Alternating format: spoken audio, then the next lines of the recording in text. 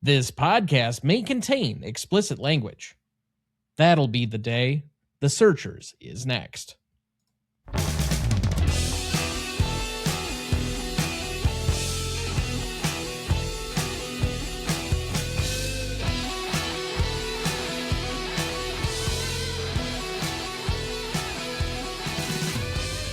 Welcome to the Greatest Movie of All Time podcast, the show that uses a unique grading style to redefine what the greatest movies are. I'm Tom Duncan. And I'm Dana Duncan. Tonight, for our 302nd episode, we discuss the layered thematic Western, The Searchers from 1956, celebrating its 70th anniversary this year. Directed by John Ford, written by Frank S. Nugent, cinematography by Winton C. Hoke, music by Max Steiner, editing by Jack Murray, starring John Wayne as Ethan Edwards, Jeffrey Hunter as Martin Pawley, Vera Miles as Lori Jorgensen, Ward Bond as Reverend Captain Samuel Johnston Clayton, Natalie Wood as the adult Debbie Edwards, John Quaylen as Lars Jorgensen, Olive Carey as Mrs. Jorgensen, Henry Brandon as Chief Scar, Ken Curtis as Charlie McCory, Harry Carey Jr. as Brad Jorgensen, Antonio Moreno as Emilio Gabriel Fernandez y Figueroa, Hank Warden as Mose Harper, and Beulah Archuleta as Wild Goose Flying in the Night Sky, or Look. Background for the movie: based on the novel of the same name from 1954, The Searchers was released on May 16, 1956. On an estimated budget of $3.75 million, the film would go on to gross roughly $4.8 million to finish outside the top 10 films of the year. Critics at the time were mostly positive, but it was not nominated for a single Oscar that year. Later assessments have been effusive, with The Searchers ranking highly on most major publications of the best westerns or the best films overall for a number of years. The Searchers, in the BFI's decennial Sight and Sound polls, was ranked in 1972 as number 18, in 1992 as 5th, in 2002 as the 11th greatest film, and in 2012 as the 7th greatest film among the critics. In 2006, Writers Guild of America West ranked the film's screenplay 97th in the WGA's list of the 101 greatest screenplays. Entertainment Weekly also named it as the best Western. In 2008, the French magazine Cahiers du Cinéma ranked The Searchers number 10 in their list of the 100 best films ever made. The Searchers was one of the original 25 films selected for preservation in the United States National Film Registry in 1989. The AFI has ranked it on the following lists: AFI's 100 Years, 100 Movies at number 96, their Redux edition in 2007, 100 Years, 100 Movies 10th Anniversary Edition at number 12, quite a jump from 96 to 12. And finally, in AFI's 10 Top 10 as the number one Western film. The Searchers ranked 56th on the Cinema Legacy poll that came out last fall. It currently holds an 87% among critics on Rotten Tomatoes, a 94 score on Metacritic, and a 3.9 out of 5 on Letterboxd.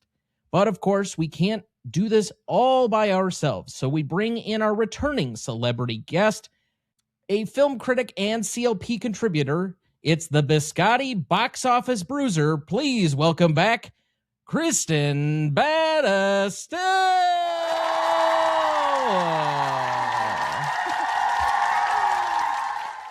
Hello, thank you for having me again. Welcome back. How have you been?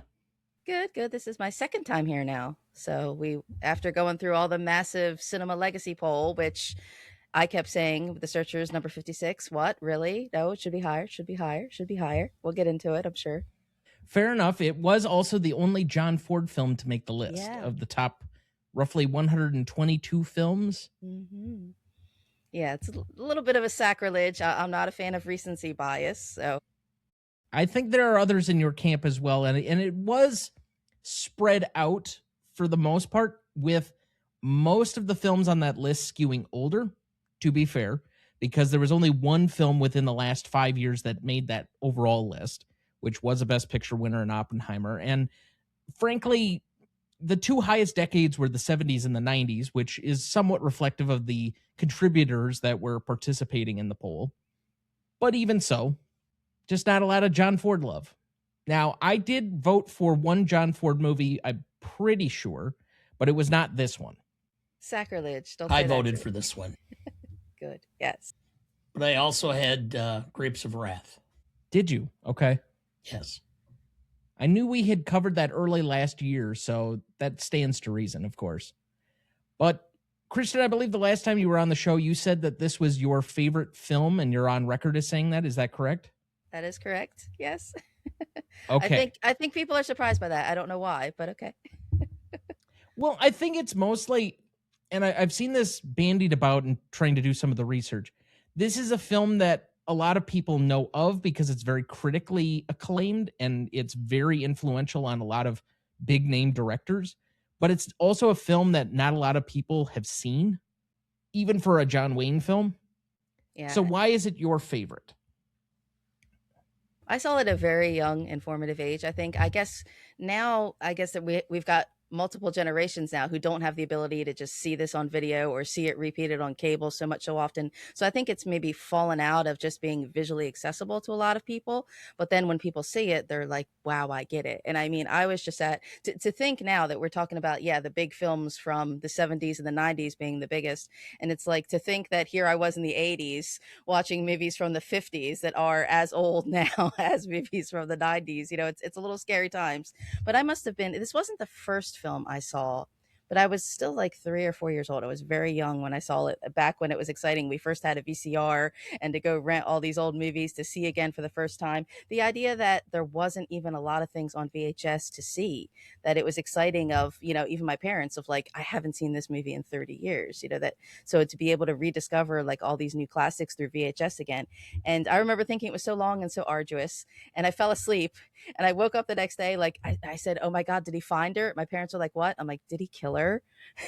And they're like, okay, go watch it again. And left me alone with it. And it was just really the first film. I mean, now my niece is 5 years old and she's into Frozen. So I realize I'm a weirdo, but I was just completely enthralled that this was the first movie that just really stood out to me of like, wow, what? I was completely captivated and completely swept up in it. And it's always stuck with me. I mean, we have, movies that we liked when we were kids, that, I've been catching G.I. Joe cartoon live streams, and I think, wow, that's a different kind of culture shock. But this, I mean, has really stuck with me. I don't repeatedly watch it. There are other films that are my favorites that I could watch every day, but once or twice a year I watch this, but it just continues to grow with me. I still see something new. It still holds up. I was getting teary-eyed watching it yesterday again. So it's really held up for me. It's just the Scorsese, cinema. For me, I mean, I don't find your passion for it at such a young age all that odd, because I also was quite fond of a different John Wayne film for when I was in my very young youth, let's say 3-4 years old. And that would be, my dad introduced me to Rio Bravo, which happens to be one of his favorite Westerns. So much so that I think I called my grandfather Stumpy. Yes, you did. There was an old guy like you, Grandpa. His name was Stumpy. Walter Brennan. I love Rio Bravo. And then you have El Dorado that comes after too. And I love Red River, Quiet Man. It's like, I have to explain this to people now. It's like, I like a lot of John Wayne movies. Doesn't mean that I like John Wayne. John Wayne was a terrible person. And again, media or social media catches on every so often of like, oh my God, he was a terrible person. These interviews that he said and did, his actions. And I'm like, yeah, you can't tell that from the macho Americana kind of movies that he made. But yeah, he was on the wrong side of history with the Blacklist. Well, but the one thing you can say about him is that from everything I've read and seen, he was not a racist, which was pretty much. There was comments about him standing up for black actors and such on sets and stuff. So I don't know. That's like saying that you and I aren't somehow racist. Like, we have inherent bias. Yeah. There's inherent bias, but when you consider the level of what was going on among macho men in the 1950s. Yes, I'm perfectly aware. Standing up for occasionally, depending on the context, and then like voluntarily associating yourself with, those are very different things. And also, to be fair, Wayne has some very anti-Semitic comments out in the ether. Yeah. So let's not Okay. over broadly say he wasn't a racist. He may have had some black friends. Okay. Well, just also, I mean, his multiple wives were of different Hispanic or Latino Yes. origins and everything. So I don't know if it was fetish wise for him, but then he was apparently also very homophobic to Montgomery Clift. So was he just a person of his time? You know, I don't know. Was he necessarily so bad? Just John Ford apparently was also kind of a really gruff and nasty kind of dude, but also made excellent films. So we have to take. I mean, when we talked about Ben-Hur before, I mean, I often wonder where Charlton Heston would be today. Well, he'd be holding his gun in his cold, dead hand. But again, a person who marched in the civil rights movement in the 60s and was, yes, very supportive then, and then, yeah, completely switched. So who knows? I have a feeling John Wayne would be currently one of the ambassadors to Hollywood from this White House. Mm-hmm. Mm-hmm. He would join the Mel Gibsons and the John Voights of the world. Mm-hmm. I do have the Christmas ornament that they made from the Searchers of John Wayne. That's the only memorabilia I have of his. And out when you go to Amish country, Lancaster way, there are stores, and it's not just one person who sort of wood torched his silhouettes into their artwork or something. There's mass merchandise of the collector plates and clocks and towels and tapestries and pillows, everything you could imagine with John Wayne's face on it. And I'm like, that's a lot. That's a lot. You can tell maybe something from folks who make that kind of purchase. That's why I find this film so fascinatingly ironic. I have to explain to people it's a very racist film, but it's very, I don't know, lighting up those flaws. It's actually very telling, very revealing, and some of the multi-layered things. So it's and again, watching it now, you hear some of the rhetoric that's in this movie, and you're like, oh, this reads like right now. Yeah, it's very overtly racist intentionally. Trying to create a film that, I guess, at least in Ford's estimation, was anti-racist, but it feels, in my opinion, a little bit ham-handed in the way it deals with some of it.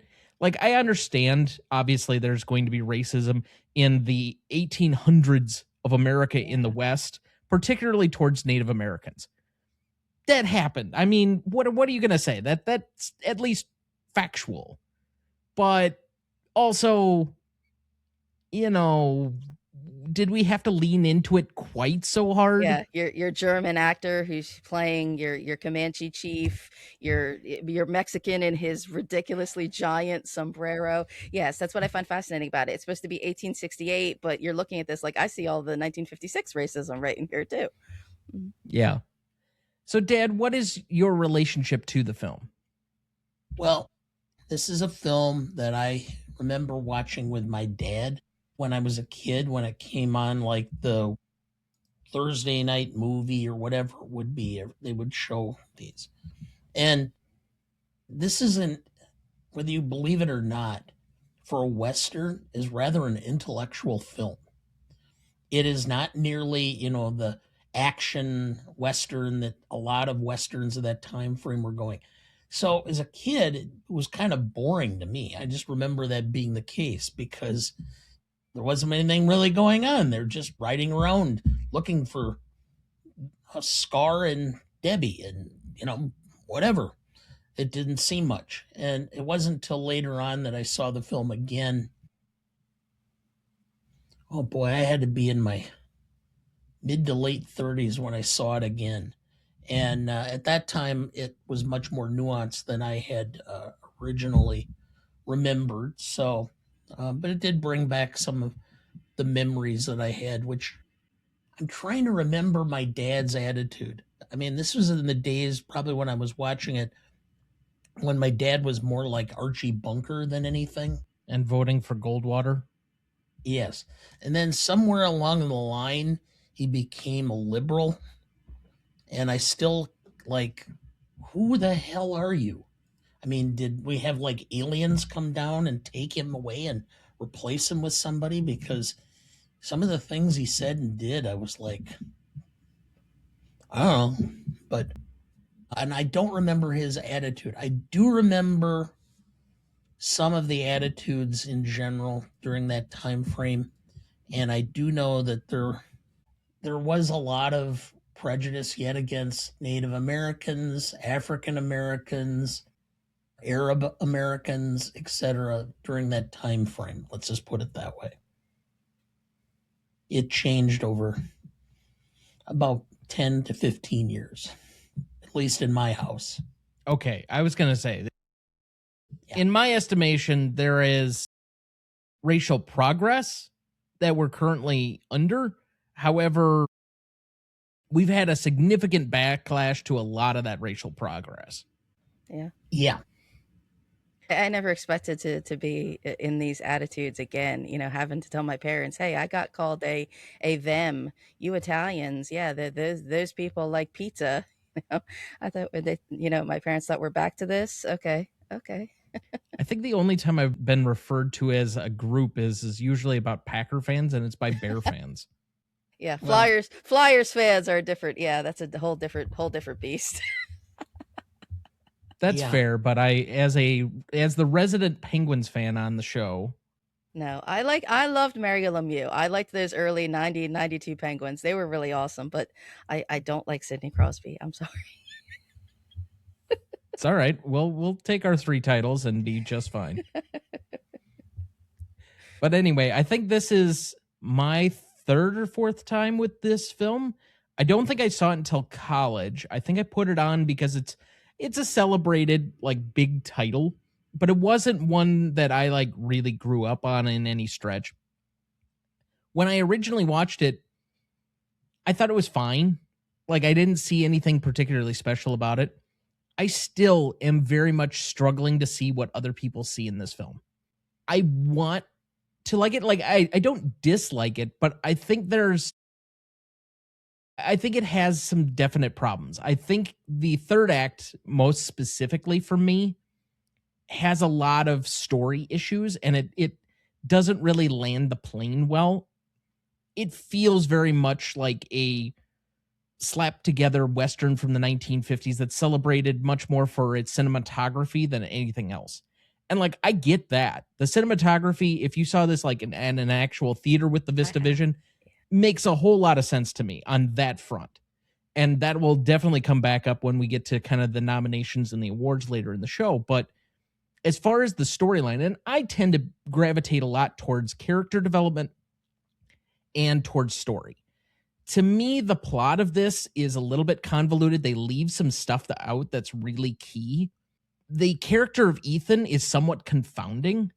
Like, you're kind of guessing as to where he's coming from all of this stuff, and you just, I don't know. There's a section of this movie that feels like Wayne's character is somewhat unearned. He's just angry for the sake of being angry.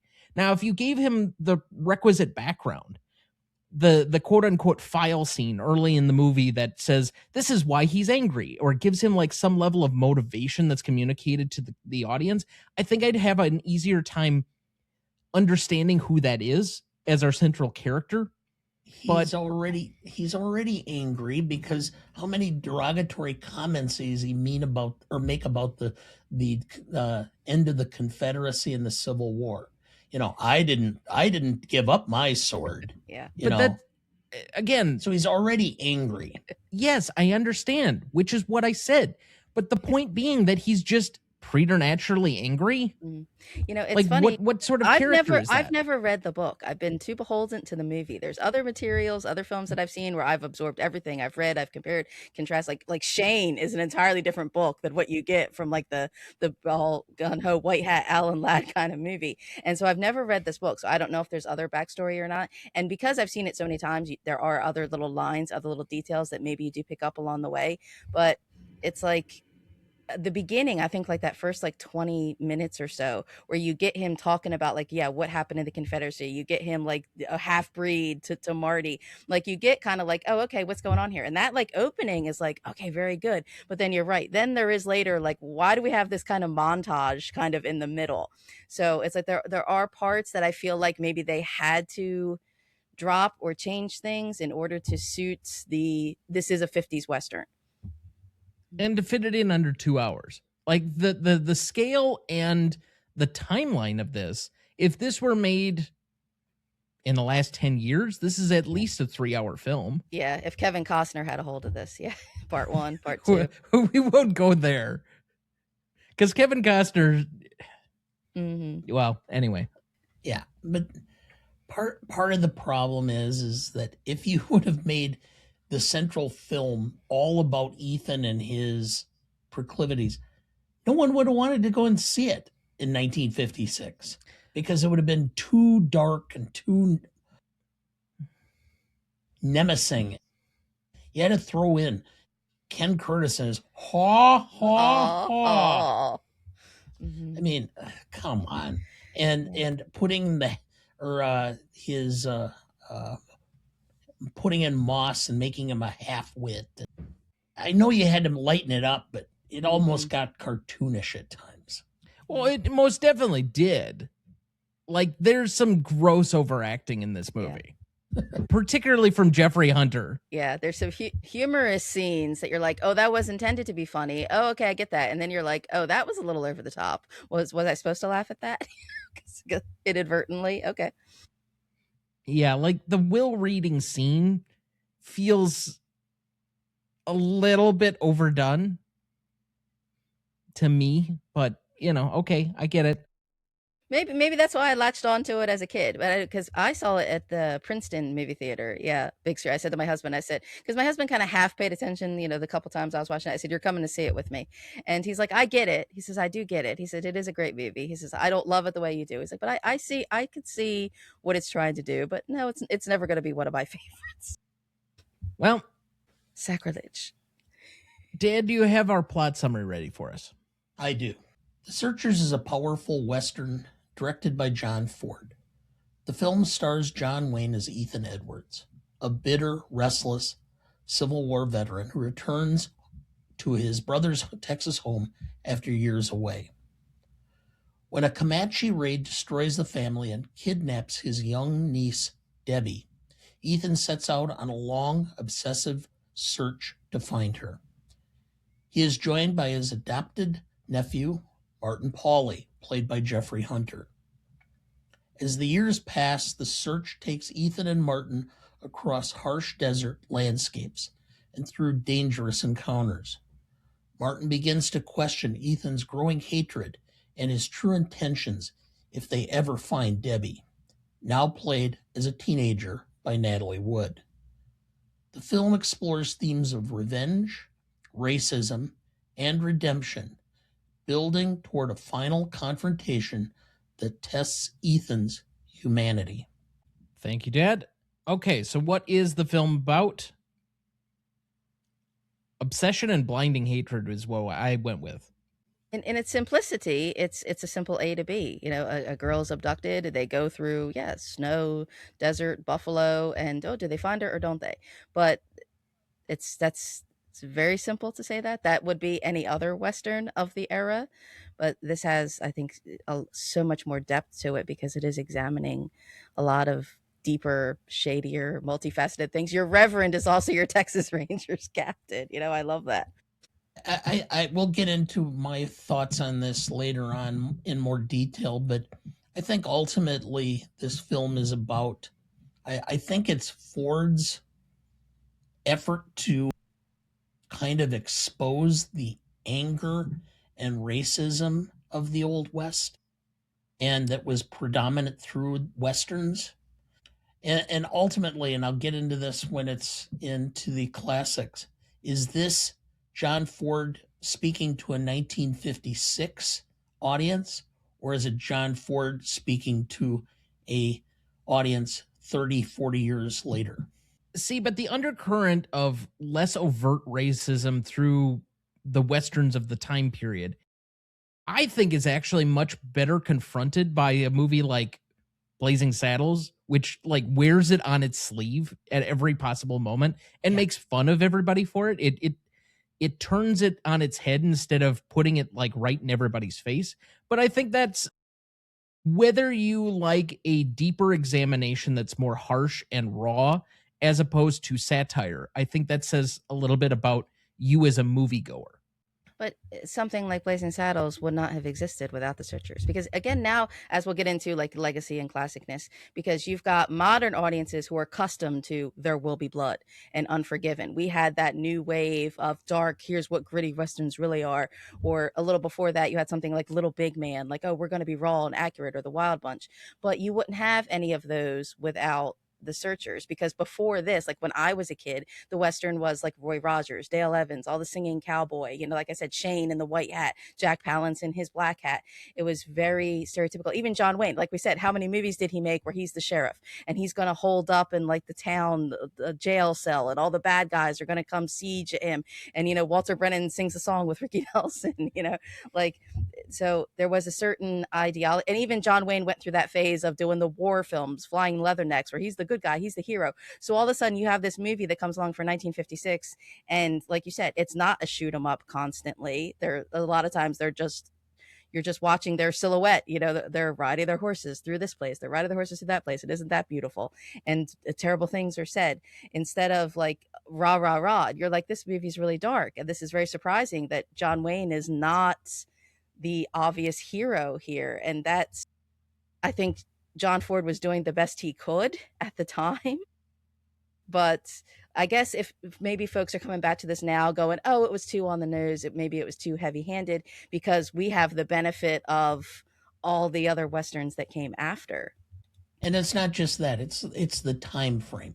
I mean, you had the entire upheaval of the 1960s and early 70s with Vietnam and the assassinations and everything else. Blazing Saddles could get away with it. You couldn't do Blazing Saddles in 1956. There's no way. But then again, I think you have to take it within the context of what the socioeconomic and cultural situation is of the country at that moment in time.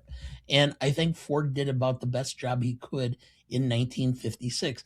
This is still the Eisenhower, the 50s. June Cleaver comes out wearing her pearls after having cooked a meal all day. I mean, waiting for war. I Love Lucy, she's suspected, couldn't say being pregnant on, the television, this newfangled thing. And then what I love about The Searchers is the way it cuts away from the most disturbing things. And not because today we would show all those terrible things, but in the 50s they could not. But the fact that they're even suggesting that these terrible things that are happening, and you're like, wait, we can't have Lucy B say she's pregnant on TV, but we can have the implication of this in this movie. And again, 1956, the film is depicting 1868, the post-Civil War. Maybe there was earlier fallout things with him and maybe Mexico from previously. But then you also think 1956, they were still having Civil War reunions. People were still alive, older, but still very aware of that past time period. So you're right. You still had McCarthyism at this time. We didn't get to the 60s yet. So for John Wayne to have pushed the envelope as far as he could, and again, I see more and more, I pick up things I see, and I appreciate things about this film. Did you know a significant portion of the film's plot is revealed on a throwaway prop? Just before the Indian raid on the Edwards homestead, the tombstone of Ethan's mother that Debbie hides next to reveals the source of Ethan's glaring hatred for the Comanches. The marker reads, "Here lies Mary Jane Edwards, killed by the Comanches, May 12th, 1852, a good wife and mother in her 41st year." Some part of the additional backstory that I was discussing earlier. I always wondered, I guess we'll get into, between Ethan and Martha. Even watching it as multiple times as I did as a kid, my mother would sometimes tune in and she'd be like, what's she to him? And I'm like, that's the question, isn't it? So you get pieces of this. He speaks Spanish. He speaks Comanche. He recognizes different scalps. He apparently found Marty. He knows Marty's backstory. Doesn't maybe reveal all of it. So I always wonder, like, yeah, did he originally leave Martha? Did something happen in the Mexican War? Then their mothers, they had previous raids, but yet they still hung on out here. Then he goes and fights for the Confederacy, but then, he doesn't exactly surrender, and he's got like this Yankee gold. There's all kinds of, ominousness. It takes him 3 years to get back to Texas. Not to mention the fact that this was pointed out in he's got the medal, some kind of congressional medal that he gives to little Debbie. And you're like, so wait a minute. Okay, he was some kind of hero, but what's he been up to this whole time? Mm-hmm. And then there's the backstory that was noted to me. Debbie was 8 years old and Ethan had been gone for about 8 years. Mm-hmm. But then is Marty also his son? He recognizes his mother's scalp on Scar's lance. So you're like, wait a minute, how would you recognize a woman's hair like that? Okay. Who knows? Marty's probably been all over the place. Because he's very emphatic to Marty. Debbie's nothing to you. She's not your sister. You're not really related to anybody. You're like, dude, okay, take it down a notch. It's okay. But then he wants to leave him everything. So who knows? Did you know Beulah Archuleta, or Look, was found crying in one of the teepees by John Wayne in between shooting scenes. When Wayne asked her why she was crying, she responded that she was going to miss her son's wedding because she was filming her scenes at the time. Wayne stopped production of the film for a few days and flew her to California so that she could attend the wedding. So he's not all bad. He's one of those, if you were a friend of his, I feel like there's lots of stories of that. If he was die hard, ride or die for you. But if you crossed him once, that was it. Bad people can still do good acts. You know, it's not all good. It's not all bad. There's nuance. Let's say that. Did you know? During filming, a Navajo child became seriously ill with pneumonia and needed urgent medical attention. John Wayne had his own airplane on location and had his pilot take the little girl to a hospital. For his deed, the Navajos named him the Man with the Big Eagle. I'm more surprised to learn that there were actual Navajo on the production. Because again, he also had favorites. There's some recurring people from the John Ford Stock Company that do appear always as the stereotypical Injun, as they say, as needed in a lot of his films. I think some of the folks that appear in here, like Look's father, I think is also in McClintock or Big Jake, I think. Did you know? Natalie Wood was still a high school student when this film was being made. And on several occasions, John Wayne and Jeffrey Hunter had to pick her up at school. This caused a good deal of excitement among Wood's female classmates. Mm-hmm. Yeah. This was before Greatest Story Ever Told, Jeffrey Hunter playing Jesus, right? Yes. The stereotypical Jesus with those big, beautiful blue eyes. It's the Lutheran Jesus. Yes, Greatest Story Ever Told was 9 years later in 1965. Yeah, because and then he died not that long after, the Star Trek pilot, and then, yeah. It took 70 some takes to get John Wayne to get a usable thing where his line was, "Truly, this man was the Son of God." It's that'll be the day. It's okay. Did you know? Reportedly, this film was seen at a theater in Texas by Buddy Holly and his friends in the summer of 1956. They were so impressed with Ethan's repeated use of the phrase, "that'll be the day," that they used it as the title for their now standard rock song, which they composed soon after. You're killing these millennials and these Z's. You expect them to know who Buddy Holly is? The Big Bopper? No. The day that music died? They're not going to know that. Yes. They're too young to even remember the Buddy Holly story with the Don McLean, American Pie. With Gary Busey. That's right, the movie, yeah. That was 77, 78? Yeah. So almost 50 years ago. Yep. Okay. Moving on. Did you know? Steven Spielberg, Martin Scorsese, George Lucas, Jean-Luc Godard, Jean Milius, Bruno Del Bonal, and Paul Schrader regard this as one of the films that has most influenced them and have all paid some form of homage to it in their work. Understandably so. And so with that, we will take our first break and we'll be right back.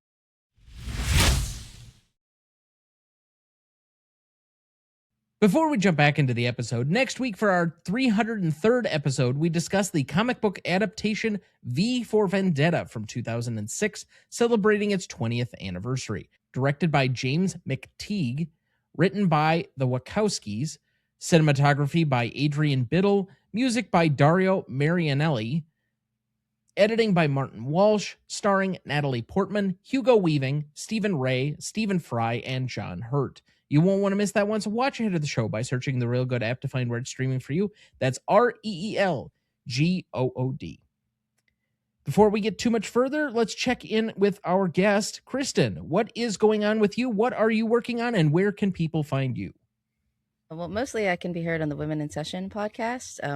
We just did some horror things there. We're always doing horror things year round, 365, of course. But just Vampire Valentines, we were just talking about some scary things, witches and zombies, because it's somehow cathartic to be talking about scary things on screen where we know that they're fake monsters instead of some of the real world scary things that are happening right now. So sometimes it's tough to get some writing done. I do have a couple things on Blake 7 actually is coming out in Search Magazine. So my classic sci-fi. And as always, our guest links and all of their attributes are on both the website and in the show notes if anyone wants to check that out. Okay, let's take a quick pause from moving back into the regular portion of the show. And I would like to do our almost monthly GMOAT Hall of Fame. I have a few nominees here for us this evening.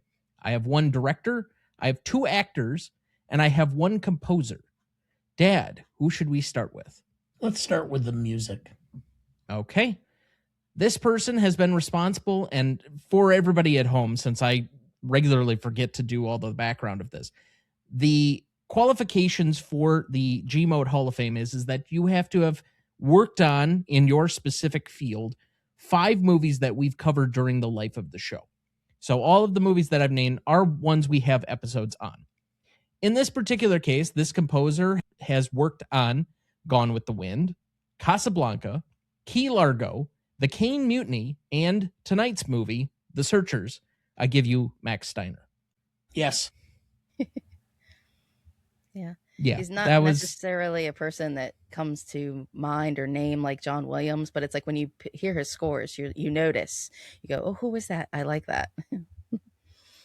The Searchers, Gone with the Wind, and Casablanca are 3 fairly large films to put in your credits. So, I mean, yeah. I assume actually all 4 of our nominees this evening will get in. These are pretty well slam dunks. Max Steiner was the hardest one that I might have had to advocate for. So where should we go next, Dad? Oh, let's do an actor. Okay.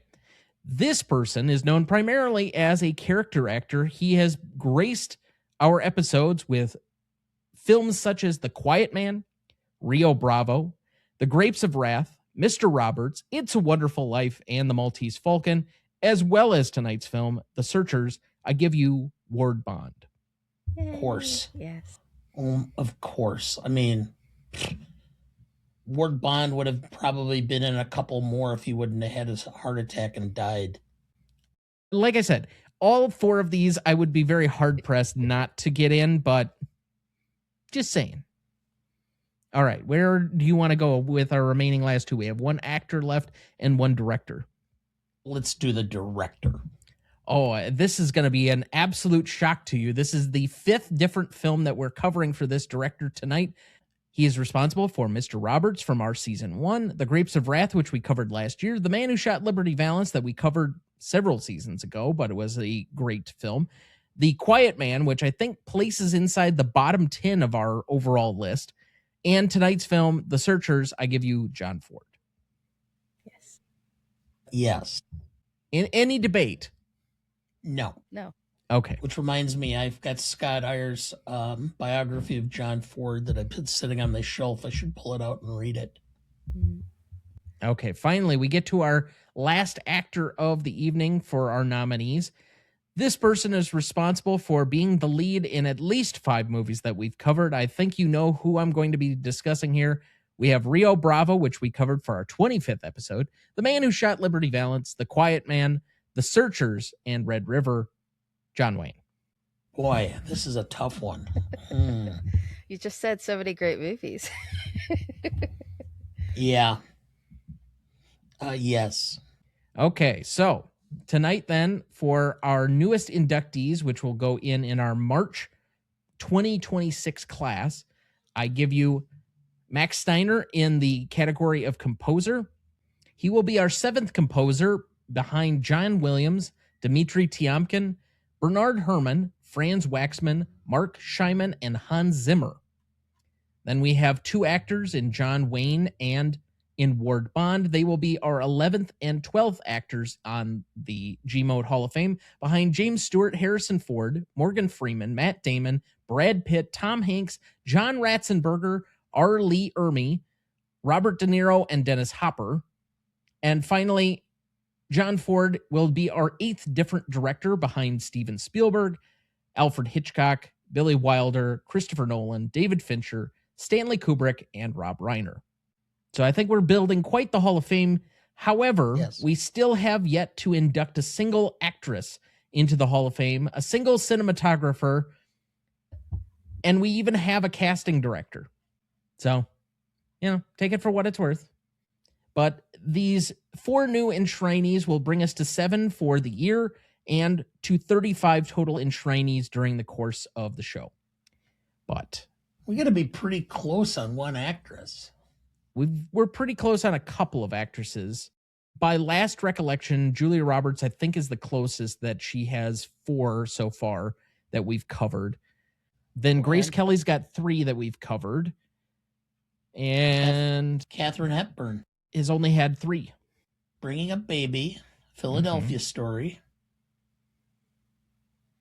Guess Who's Coming to Dinner? That's it. Okay. We didn't do Adam's Rib, did we? We have not. I'm just letting you think, so I might as well vamp while you're doing so. Yeah, I was just trying to think. Didn't we do another film where it was a newspaper? Esque set? So you're thinking of a film we covered for the year 1942, but it was for a different show. Okay. And I think it was called Woman of the Year. Yeah. But that show shall remain nameless. As All right. he who must not be named on this program should not Yes. be discussed, according to him. We already give him way too much credit and praise and all the other things that he doesn't want. So anyway, We apparently are too effervescent for his taste. sure, let's go with that. Anyway, that brings our GMOAT Hall of Fame nomination ceremony to an end for March of 2026. I'm sure we'll have quite a few more as we continue on. Basically, every time we come up on another big movie that has a bunch of classic people in it, I start just kind of playing around and seeing how many movies they've had and discover people occasionally across different things. That's how I ended up finally, after like 8 different movies, nominating Bob De Niro way too late. But when you cover like 3 of his movies in the span of like 5 weeks, it gets pretty easy. It's true. But for a man with, I think, 102 film credits, I mean, it's not hard to find 5. What are you thinking about, Dad? He took a big sip. No, I'm just trying to think. There's a particular actor that I know we've done at least 3 Okay. who recently passed. Okay. I was just trying to go through my head whether there was a 4th. We've covered him at least 4. Actually, no. You're correct. We theoretically could throw out this person who I think we celebrated it was 2 weeks ago, being Robert Duvall, because he's in Network. Yes. He's in The Natural. He's in Godfather Part 1 and Part 2. And he's in Apocalypse Now. Yes. So I guess we save that for next month. I guess so. I knew there was another film in there that I could not remember, and I forgot about The Natural, but yes. Well, he had a mixture of leading parts and then like character actor parts, which is kind of how the recipe for a lot of these people, where you get various random film credits. it's harder to get to some of that when you don't have ensembles for somebody like a Robert Redford, unless you cover directly films that he was the star in, because he was always the star, which I think we only have 4 Robert Redford films, which is why he did not make it in sooner. But we're like Robert Duvall's in Newsies and Margaret is in Newsies. And you think, what are these people doing in this movie? But then you're like, oh, but they gave great performances. I adore the movie, but that's a separate story. Technically, we could put Robert Redford in because we did cover at one time, and it's, I think, now been removed off the channel, but we did cover Captain America, the Winter Soldier, which he is the villain of. But that was not on the main feed. I see. Yes. But eventually, I'm sure we'll get to one of his other movies, and we will finish up his 5 at least, because I can't imagine a Hollywood or a GMOAT Hall of Fame that doesn't have him in it. Anyway, if you want to see the GMOAT Hall of Fame in its entirety with all of our inductees, you can visit the website, RonnieDuncanStudios.com/GMOAT podcast. All of our enshrinees are listed there in the categories of producer, composer, costume designer, art production, production design, etc., writer, screenwriter. All of those are up there. So all 35 different inductees. And there are some people that have multiple inductions for multiple things.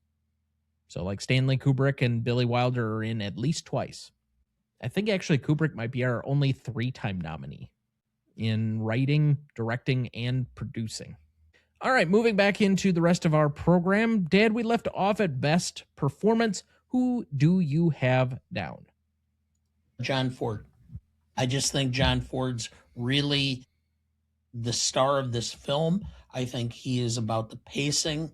I think it's about the camera shots. I think it's everything about the film is John Ford's handprints all over it. I think he tries to draw out the best performances he can, and even though I think John Wayne is probably one of his better performances overall, I still think John Ford is the ultimate star of the film. Oftentimes, this category gravitates towards directors due to the totality of the amount of influence they have over a particular film. This is one where I think you can separate out the individual parts, at least for me, because I think that the movie doesn't necessarily work for me as well on a whole that it does for other people. And so by that extension, I have the cinematographer Wynton C. Hoke as our best performer, because if there's one thing that really sticks out to you that I absolutely cannot make any complaints about, it is the visual of this movie. You're jumping ahead on some of my things that I was thinking more for the charismatic award, because I mean, my best performance I just put in its simplicity is John Wayne. If I will say briefly, when I did chat about 1956 on the other podcast, I actually did not have John Wayne as my best performance. I had Yul Brynner, because Yul Brynner is just a better actor. But that's the idea of this, is that John Wayne was not known to be a great actor. He was just John Wayne playing John Wayne. So, I mean, you get pieces of it maybe in something like Red River, where it's just, again, another darker character. But it's like, why didn't John Wayne get to play more dark characters? Because it's like he's better that way.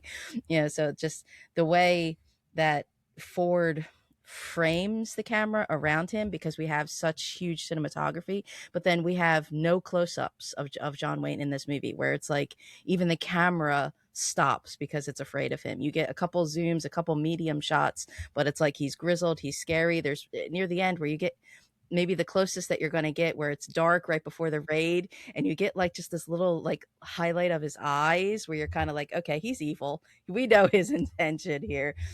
So it's maybe is the combination of what John Ford creates of John Wayne, but it's like the fact that he was able to extrapolate such darkness out of John Wayne, I find is very impressive. I mean, there was always a harder, grizzled side to Wayne. I think that's evident from everything from like Stagecoach on, frankly, that he has a quiet strength at times that can be doled out in very harsh ways. Like, he's not afraid of busting a guy's jaw with his rifle in any movie that he's in. but I think you also are drawn to liking him, which is why Yeah. he works well as an anti-hero, is that you still have this affinity for him, even though you're supposed to hate him.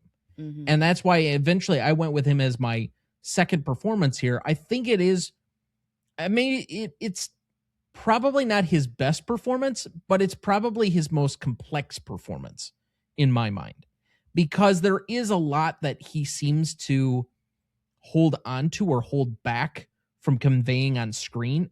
And yet you still see a good part that he is kind of holding back from that, even as violent and ill-tempered and outburst heavy as he is during the course of the film.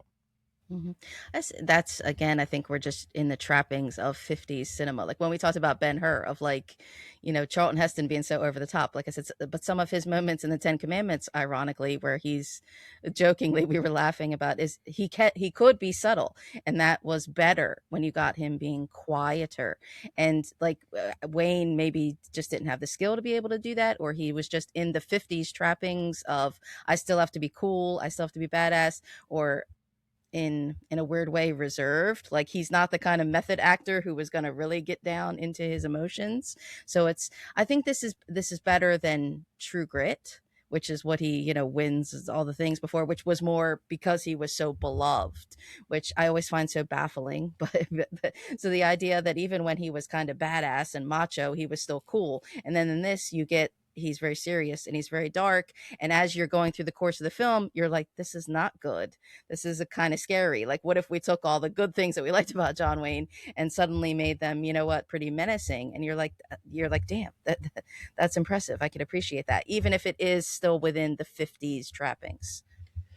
You are correct that there are a lot of major film stars that are, I guess, the perception of an action star from this era, the 50s and the 60s, that frankly the action movies were westerns, and Wayne was chief among them. But Gary Cooper or Yul Brynner, at least in The Magnificent Seven, or Steve McQueen, there's just this quiet persona of strength and coolness, I guess, that they were able to translate on screen, or at least were shot in a way that it always seemed like they were able to convey this.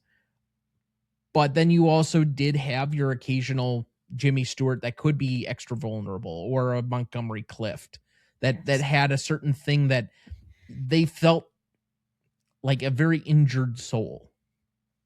So other best secondary performances? I had John Wayne. And my secondary would be Ward Bond. I think he's incredible in this. I think before, in my 1956, did I choose him as actually for winning Best Supporting Actor? I know I nominated him because, again, just a stunning undercurrent for what we're saying. The things John Wayne maybe is not willing to say or do in this movie, I think that the Reverend Clayton can do. When they're getting all ready together for the wedding, and he's like, "Hey, take off your spurs. We got to be good and proper."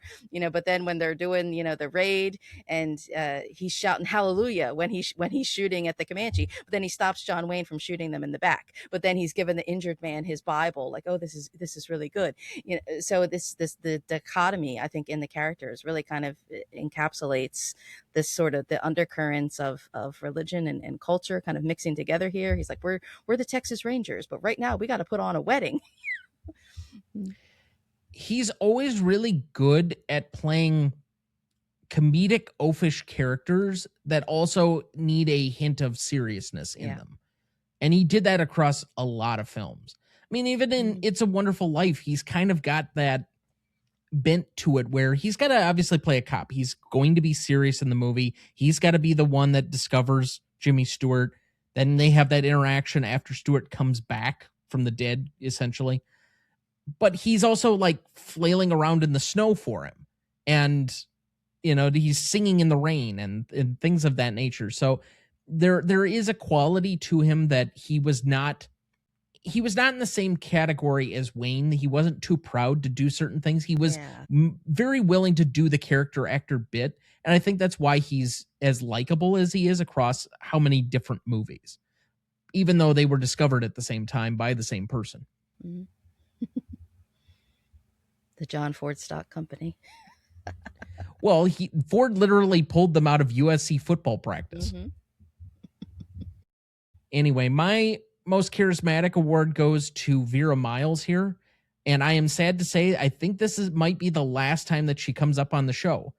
She is in 3 different movies that we've covered. This is the 3rd different one, with Psycho and The Man Who Shot Liberty Valance being the other 2. She's a very likable person.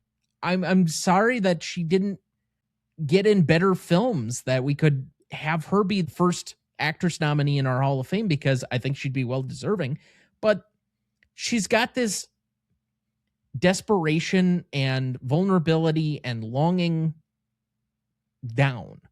I don't know what it is about her necessarily that makes her a good femme fatale, but she always is. You guys didn't do Hitchcock, The Wrong Man? She's Henry Fonda's wife? We have not yet, no. Yeah, I guess, I don't know if it was her fallout with Hitchcock or something, but yeah, she's cut short, I seem. And actually, she's really, I talked on another podcast, the Making Tarantino podcast, Psycho 2. She's actually really good. And you thought, why did she get put out to pasture too soon? Because she's really excellent in that also. I could see why you choose her. I mean, because in many ways, she's what saves that kind of middle lull, because she's the one reading the letter, and it's her kind of angst at home. Like, she's not out, on this journey. She's got to sit and wait, stereotypical of the woman. But at the same time, I think what would correct your problems with the story is if we didn't have that middle montage reading, if they just came back at the wedding. So it's a catch-22, because I love her character in this, but it's part of you's like, would it be the better film if we were just following the 2 men on their journey? Maybe. I don't know. I mean, I can see it both ways. I don't feel like that is the part that loses me, even though I think there are parts of this film definitely that drag, and the middle is one of them. That's one of the parts for me that I thought, okay, I get it. It is a lot more comedic, that section of the film, than other spaces within it. And so it kind of breaks up some of the monotony, but okay, point taken. And again, you have the nail on the head of the movie comes from Vera Miles, because you have the funny wedding scene and it gets all dark and serious. But then she says, but you know what? Her mother would want her dead. Her mother would want a bullet in her brain. So you have the demure in white, supposed to be perfect, wonderful ideal. And she's the one who's kind of, accepting the racism, also pushing it and willing it. So you're like, wow, that's a stinger. That's a stinger. And that at that point where Marty's like, no, I'm going to stop him. So she serves her purpose in the film. I mean, my charismatic was John Ford, and the cinematography, just the shots are absolutely stunning. And I do love the way Vera Miles is framed in the film, because there's times where she is wearing larger skirts and petticoats, where she's just kind of sitting, waiting, where she's stuck, or she's in the houses, very shrewdly filmed, where the ceilings are very low at beams. And so she's kind of standing like a larger kind of silhouette within the house. Like, they should be paying attention to House and Home, but they're not. But then also when she's in like the little jeans and she's like standing at the fence, when she tells him, just go, and the idea that she's waiting at the fence and the whole rest of the vastness is out behind him. And there he goes, there's so much breathtaking cinematography in this film. For me, it's Winton Seahoke, cinematographer. And if nothing else, the 2 shots, the opening scene coming through the door, and the opening or the closing scene coming through the door, the light coming into the dark home. And it's both are conveying that this is a person that is going to be bringing something special into the film. I mean, they're just beautiful shots. I don't know why more of those type of shots are done yet today, but yeah. I look at this film and I think, why did we ever stop making movies like this? I mean, just the practical filming. I kept looking at this going, today there would be people watching this on their phone and going, oh, what great matte pictures they did in the back, what CGI they filled in. And it's like, guess what? No, that's not. That's real. That's all, just the vastness of the desert that's playing a character in a way unto itself, and it's so stunning. I don't know why we stopped filming outdoors with brightness, with color, that it's so lavish in its simplicity, in a way that the characters are so small within, when they're going past these huge rock formations, you just see their little silhouettes like waving in the distance, where it's just so, again, part of it, this search is seemingly insurmountable, that what, like, and the little white, like little Victorian house that's among like the orange rocks that has no business being there. While they're all, we be Texicans, and maybe this land's going to need our bones, but it's going to be great, And then it's like, but you shouldn't be here, and the way you said, pieces that you can then pick up in the dialogue that match this, like Ethan's mother was killed by Comanche, but then when you actually get to talk to Scar, he says, well, my son was killed by the white man, so this is why I do what I do. So it's like this manifest destiny, like dominance that plays out in these visuals is just excellent. Well, and now that you mention it, and it plays out very similarly to modern issues, the notion that we have such a long history of acts against one another that nobody can actually stand down. And it very much reminded me, or at least made me think of like the Israeli-Palestinian conflict, that it's so entrenched at a certain point that you've done me wrong here, there, and everywhere, and I've done you wrong here, there, and everywhere. And you just cannot, the hatred is so built in, so deeply rooted, that it's going to be hard to ever separate you from all of this stuff. And it may not have even happened to you personally, but it's just the totality of the amount of dominoes that have fallen during the course of time that has led you to this place. Mm-hmm. And I mean, this is right after the Civil War. I mean, there were already all kinds of they called them Indian wars at the time, the way we were conquering out the West and the territories. I get frustrated here when people complain about Spanish. I have to say to them, Spanish was here first, right? When you look at films like this, oh, guess what? New Mexico, the entirety of the Southwest belonged to Mexico. Have you ever seen Zorro? Like people forget. At the same instance, yeah, everything builds up, but then people want to forget history. I mean, with the time this movie was made, we were friends with the Shah of Iran, right? Was that 56? Yes. I think that was when we overthrew the democratic government of Iran and installed the Shah. Yeah. Sadek. Yeah. In 56. Was it 56? Yeah, that was 53. Well, maybe, but I mean, that's how far back it's going, is 70 some years for the relationship, that why Iran hates us the way that it does. Or at least the governments of Iran. And here we are again. All right, let's move to best scene then. I have 5 nominees here, and I don't think I could possibly have covered everything in these 5 nominees, but I have Ethan Comes Home, which is the opening scene. I have Returning to the Edwards Farm, which is after the raid. I have Ethan Finds Lucy, which I think is a fairly seminal scene in the course of the film.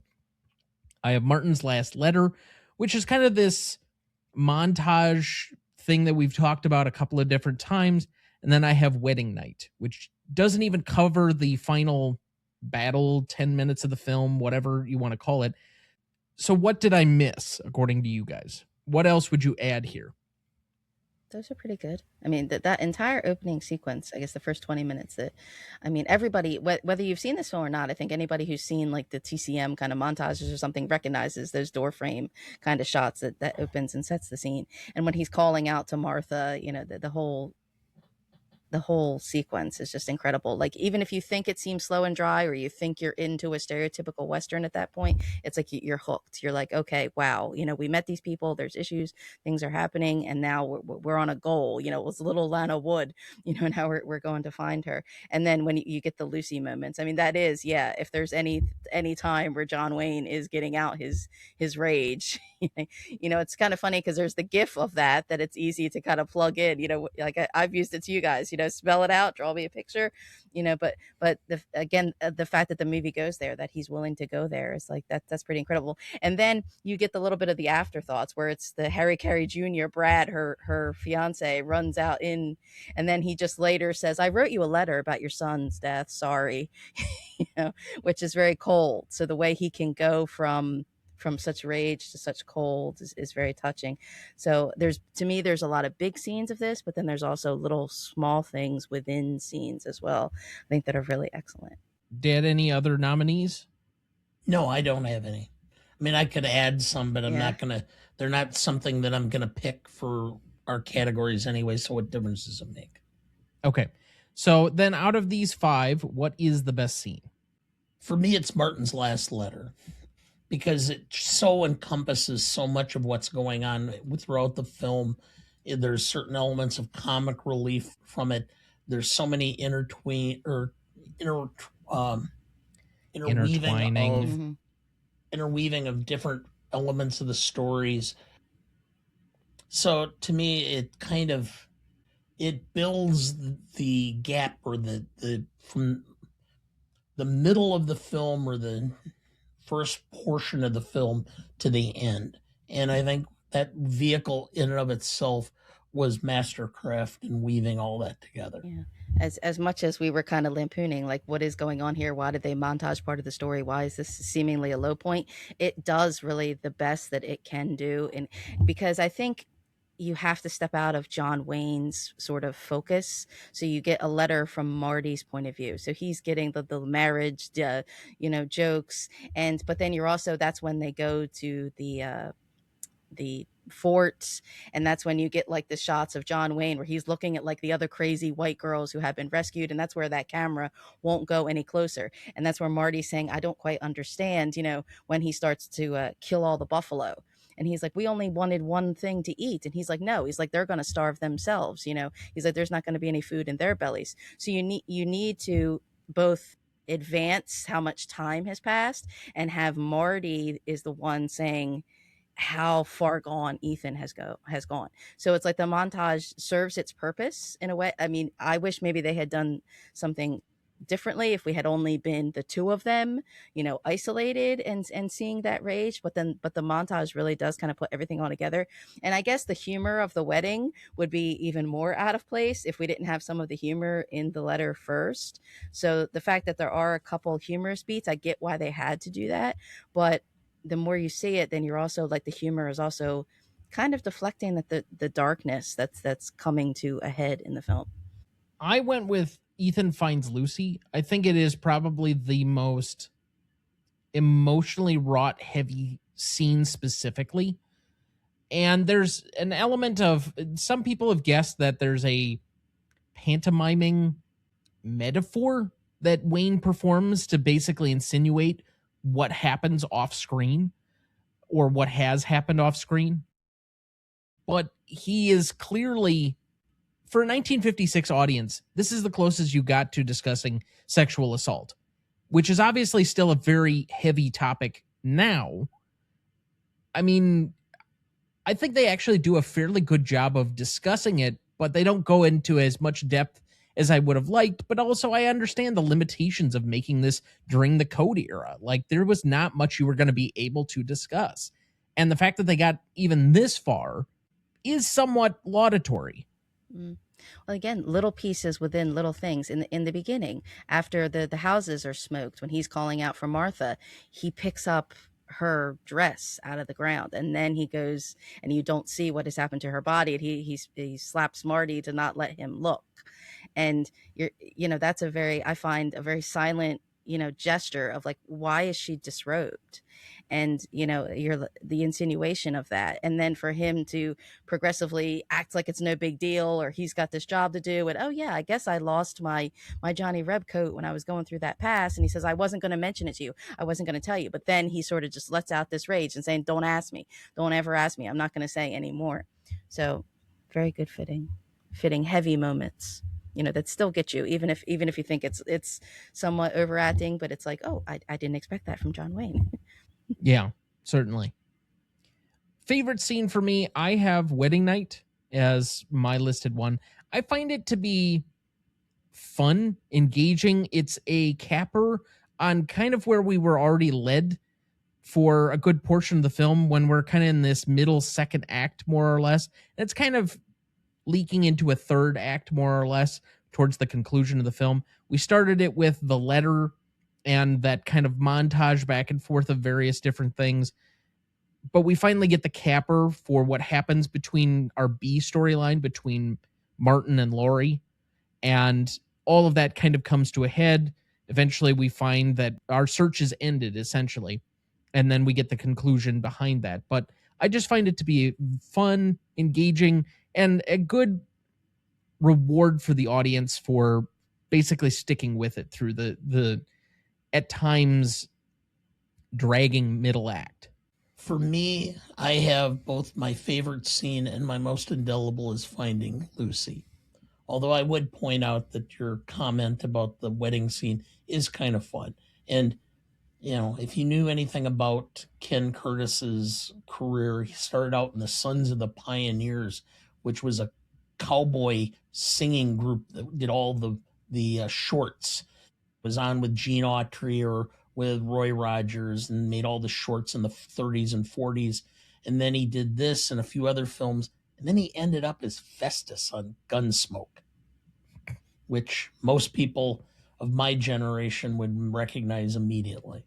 But anyway, I have Ethan Finds Lucy because to me, that's always the scene that's the most, you could just see the rage within John Wayne at that moment in time. And he's trying to protect the others, but at some point the rage just gets too much and he can't contain it. Yeah, the difference between when you get the culmination with Lucy and then the wedding scene, and right before that with the letter where she's like, he spelled it with a Y. You think he'd know it was I-E, and he signed his full name, yours truly, Martin Pawley. She's like, he didn't even ask me to wait or anything, and then you have him singing like the, oh, skip to my Lou, my darling, and you're like, she's gonna fall for this instead. Oh, okay, So the idea that you get the payoff between he finds Lucy and then that should be it, and they go back to the wedding, and it's like, that's not it. You have the hubbub of the wedding and you say, no, it's not over. He's got to go back and still finish his search. And my favorite, it's a very specific moment, is when they're in the tent. You have the whole preparation, the whole build up of the where he came to talk trade. He's big shoulders, he's he who follows, and he says, oh, you speak pretty good English, who taught you? And he says, you speak good Comanche, who taught you? And they get in and he's saying, I've had many scalps. And the way the lance comes down over their faces and then both of their eyes just look up, and that they've seen her. And it's again surprisingly subdued from Jeffrey Hunter, which was so the more impressive. And he kind of reacts, and it's John Wayne's kind of telling him like, no. And then you look up, and it's her, even though we have not seen the adults. We saw little Lana Wood. We have not seen Natalie Wood at that moment, but when that lance comes down and they look up, that they know who, and then we see her and we know. And I find that moment absolutely captivating. And then you get the whole sequence after where she comes out to them and she shows up in the distance, because Martin is in the front laughing, going, they call you big shoulders. And you just see her little figure kind of come over, and the music cue rises so perfectly. And then she first says like utmea, like the Comanche word, like go. And he's like, don't you know me? Don't you know me? She says, I waited for you to come and get me. And then when John Wayne's like, stand aside. Yeah. And you're like, no, man, no, no. And then of course it evolves in, big action shootout, of course. But it's like those key moments of like, the difference between the look in his eyes of like the recognition and the look of his eyes of like, she's dead to me, is just captivating. And I don't even remember the first time I saw it when I fell asleep.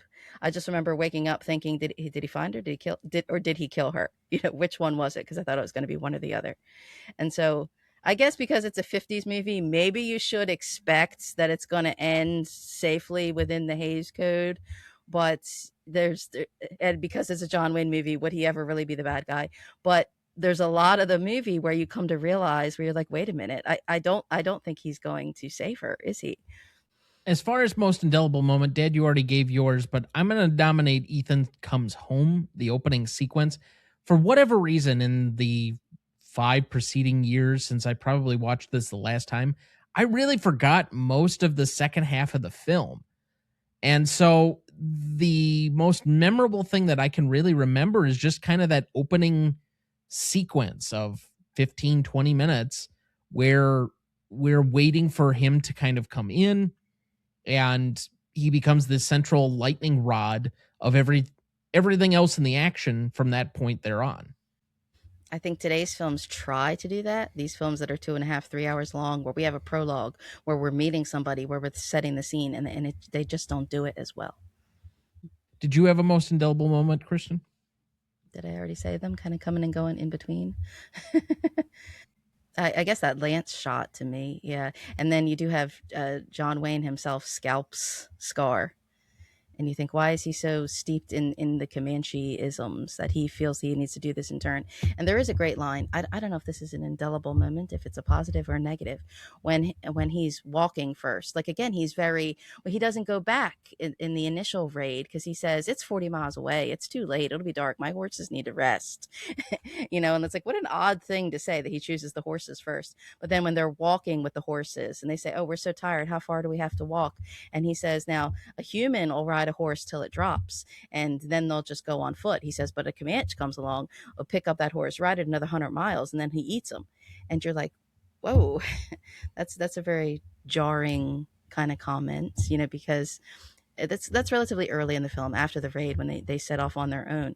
So it's very, you begin to sense there's more to his backstory, to his evilness in a way, the way that just that terminology that, again, unfortunately, that we're hearing again, is that the idea that of treating people subhumanly, when we've seen, previously, again, the freaking ape imagery that stupid obnoxious Trump fought back, this ideology of dividing subhumanness, and so that terminology is a very, again, seeming like, oh, this is just a Western, it's just cowboys walking through the desert, and then you get such dialogue and you're like, that's pretty heavy. Okay, I know what kind of film I'm in for now. Well, that looks like a good spot for our second break. We'll be right back.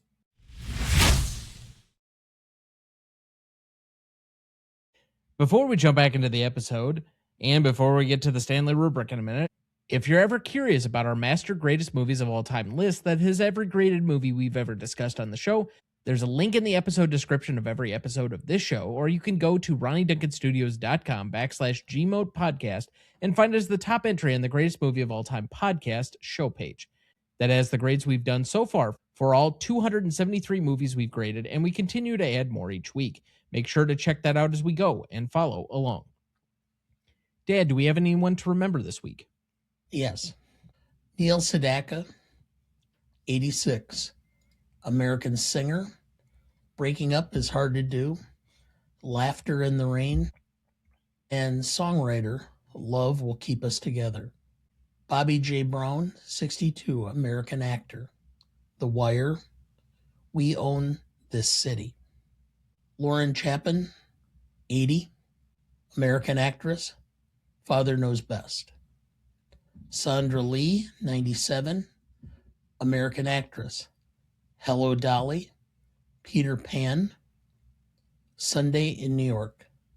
Robert Carradine, 71. American actor. Revenge of the Nerds. The Big Red One. And Lizzie McGuire. So, I did not grow up with Neil Sedaka, as both of you apparently did, as we were discussing before we got back on the air in the break here. And frankly, I don't have much of a relationship with most of these people. I did watch The Wire and We Own This City, but I don't recall Bobby J. Brown being a significant part of either of those series. I mean, he was in them. I do recognize him as such. Obviously, 62 is a very young age, and frankly, the circumstances of his death are weird and difficult. He apparently burned to death in a barn fire, but yeah, not great. Very unfortunate. The one I will pull out here is obviously Robert Carradine for, I think, the longest episode out we've had scheduled in the history of the show was about 2-ish years ago. I scheduled 5 years in the future, in 2029, an episode of Revenge of the Nerds for July of 2029.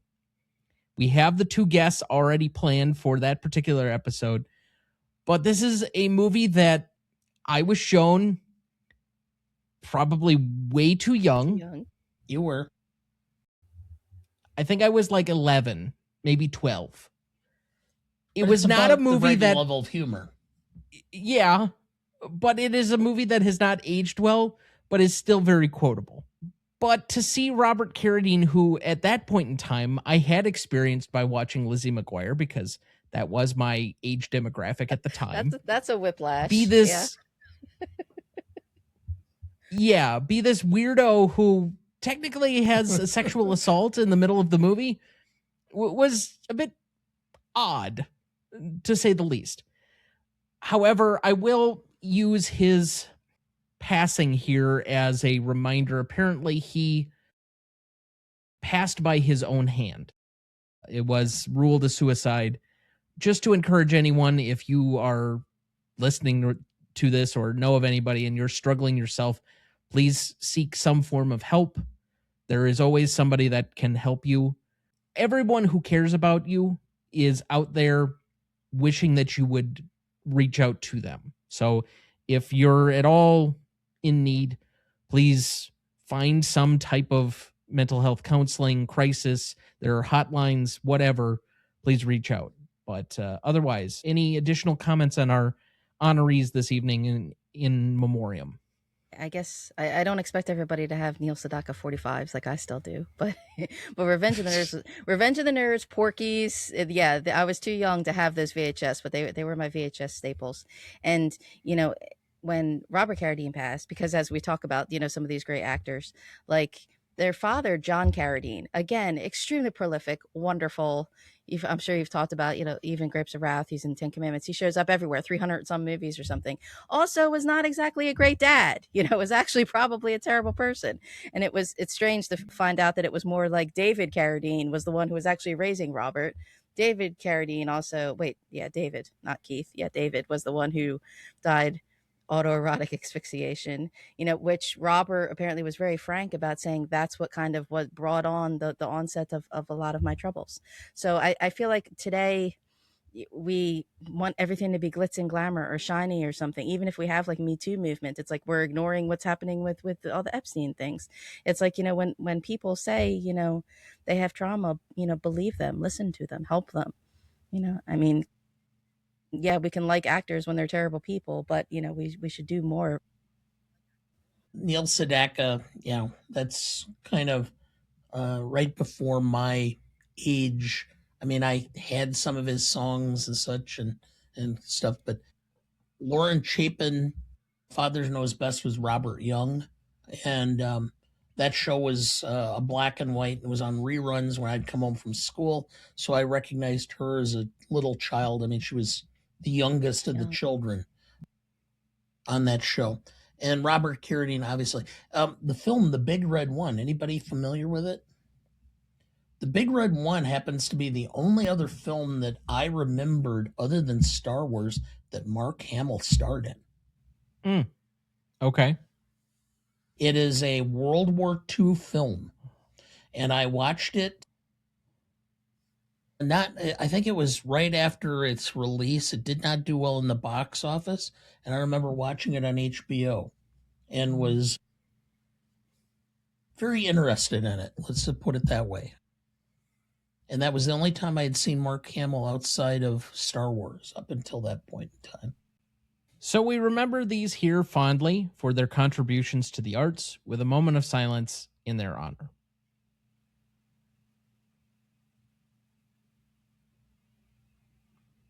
Thank you. All right, let's make the awkward transition to best funniest lines. I will start with Martin. I hope you die. Ethan, that'll be the day. Reverend Clayton, you want to quit, Ethan? Ethan, that'll be the day. Breaking the trifecta. No, I like Mose. Thank you for the hospitality of your rocking chair, ma'am. Ethan, what you saw wasn't Lucy. Brad, but it was, I tell you. Ethan, what you saw was a buck wearing Lucy's dress. I found Lucy back in the canyon, wrapped her in my coat, buried her with my own hands. I thought it best to keep it from you. Brad, did they? Was she? What do you want me to do? Draw you a picture? Spell it out? Don't ever ask me. Long as you live, don't ever ask me more. Ethan, figure a man's only good for one oath at a time. I took mine to the Confederate States of America. Ward Bond, he says, mount, M-O-T-E, mount. Lori Jorgensen, do you know what Ethan will do if he has a chance? He'll put a bullet in her brain. I tell you, Martha would want him to. Martin, only if I'm dead. Reverend Clayton, well, the prodigal brother, when did you get back? Ain't seen you since the surrender. Come to think of it, I didn't even see you at the surrender. Ethan, I don't believe in surrenders. Nope, I've got my saber, Reverend. Didn't beat it into no plowshare neither. Natalie Wood says, I used to pray to you from always to come and get me. And then you didn't. So, Utmea, go, please, now, Martin. Martin, what if you'd missed? Ethan, it never occurred to me. I'm out. The late Mr. Futterman. That means he's dead, doesn't it? Ethan, a fella could mistake you for a half-breed. Martin, not quite. I'm 8th Cherokee. The rest is Welsh and English. At least that's what they tell me. I'm pretty done. It's funny that I honed in on all the humorous moments. And Thomas, you had a problem with the thematics and the humor in the story. You went with all the big, dark, heavy special moments. I got a couple more. Reverend Clayton, I say we do it my way. That's an order. Ethan, yes, sir. But if you're wrong, don't ever give me another. And finally, Chief Scar, we've already mentioned this one, but 2 sons killed by white men. For each son, I take many scalps. All right, so that moves us to the Stanley Rubric. Legacy is up first. This is a measure of the legacy of the film approximately 5 years after it came out to today. So roughly 1961 to today. What is the legacy of this film as shared between 2 equal yet separate groups? Those being the industry and the audience. 5 and 5 points apiece between those two for a total of 10. Dad, would you like to go first or second here? I will go first. For the industry, there are so many directors, even David Lean, talking about watching it over and over for Lawrence of Arabia. There is just so much, and it's been on so many great movie lists. It's a 5. I mean, I think it's perfect as far as that. You don't need to argue it. Move on. For the public, though, outside of cinephiles, I don't find that anybody really knows much about the film. In fact, even the few people who are relatively well-known movie people in my office, we do the weekly movie poll in the office, nobody had seen it. No one. I think one person said after the fact that they had seen pieces of it. Yeah, Linda had indicated, and that was because between her father and her husband, who watch every John Wayne film that they can get their hands on whenever they're on. That's it. So the best I could do was a 3 on this, and it's simply because it's held in such esteem by cinephiles. So I'm at an 8 overall. It is a 5 for the industry. There's no point in really discussing it. It's an absolute 5 as far as that goes. The question becomes, is it somewhere between what I usually deem a 2 and a 3 for the audience? Usually a 2 for me is only if about half of the film nerd community has seen it, which I think you could probably make a case for. I think it's somewhere between that and a 3, which is if most of the film nerd community has seen it. I don't think the average Joe has probably sought out and seen this movie per se. Even the John Wayne fans, like my grandfather is a John Wayne consumer. Anytime McClintock is on, he will watch it. Anytime Rio Bravo is on, he will watch it. But for whatever reason, he does not care much for this film. And so by extension, the only reason I'm going to give it a 3 and match my dad is that it's got the name recognition behind it. I think even if people haven't seen it, they do recognize the name. They know who's in it. They roughly may know who directed it and the significance of it. But that's about as far as it goes. So I also will have an 8. Yeah, I struggled with this because on my favoritism on, yes, the cinephile community, the scale of it, but then also trying to think of, yes, what 21st century audiences think. So I also came to an 8, a 5 and a 3, because you can't deny the impact, but I don't think it's available on streaming, which is the number one gatekeep. It's like, but every person who has sought this movie out is like, I get it. It's a food for thought. I've at least taken something from it. I see what it's trying to do here. I get it. But it's just the accessibility of it. People can't just, hey, tune in. This is coming on cable tonight. It's exciting when it actually shows up on Turner Classic Movies. Not everybody even has Turner Classic Movies anymore. So the inaccessibility of it, you're right. People have to really seek this film out. I was a bit surprised because I think for a very long time it was on HBO Max, but it is not currently. And I'm a little surprised that it's not on one of the like fast services, Tubi or Pluto or whatever else, just because there are a ton of Wayne Westerns that fall into that category that are constantly played. Like there's, I think, a John Wayne channel on Pluto. So for it to not be there is kind of unusual, but I understand. So thankfully, that's some easy math. We have an 8 between the three of us. Impact and significance. This is a measurement of the initial 5 years, so 1956 to 1961. What is the impact and significance among those same two groups we had for the last category, the industry and the audience? 5 and 5 apiece for a total of 10. Dad, since you went first the last time, I will go first here. Usually, in order to receive a full 5 from the industry, it needs to have some level of significant box office receipt, change in industry norm, have significant awards attention, multiple things that kind of go into that. And I just don't see that here with this film. I think it was received well. I don't see that there were many critics that were negative about the film, although some were more effusive than others, which normally tends to be the case. But there was 0 awards attention at the time for this film. So by extension, I can only really raise that to a 4 based on our own standards. As far as the audience on this one, finishing outside the top 10 of the year when there really weren't a ton of major films being done, yes, it did make its money back, but I have this at about a 3. So I'm at a 7. When I looked up the box office, this was 6. No. Okay. $4.8 million in receipts or rentals from the United States and Canada. If you look at some of the other films there were other films that were much more ahead of it this year. Like The Man Who Knew Too Much was outproducing this by leaps and bounds. The list I saw had that behind it. No. Okay, well then I'm going to have to change that because that's not what I had. But so I agree with you on the evaluation for the industry. And I had a higher number at 4 for the public. But if it was outside of the top 10, as you indicated, and the place I looked had it at 6th, I guess I would have to go with the 3.5. So I'm at a 7.5. I was actually a 3 and 3. I thought, okay, try and be realistic about it because I don't know how this film just seemed to go under the radar at the time. I guess people thought, oh, it's just another John Wayne vehicle. The way it wasn't even nominated for anything still infuriates me terribly.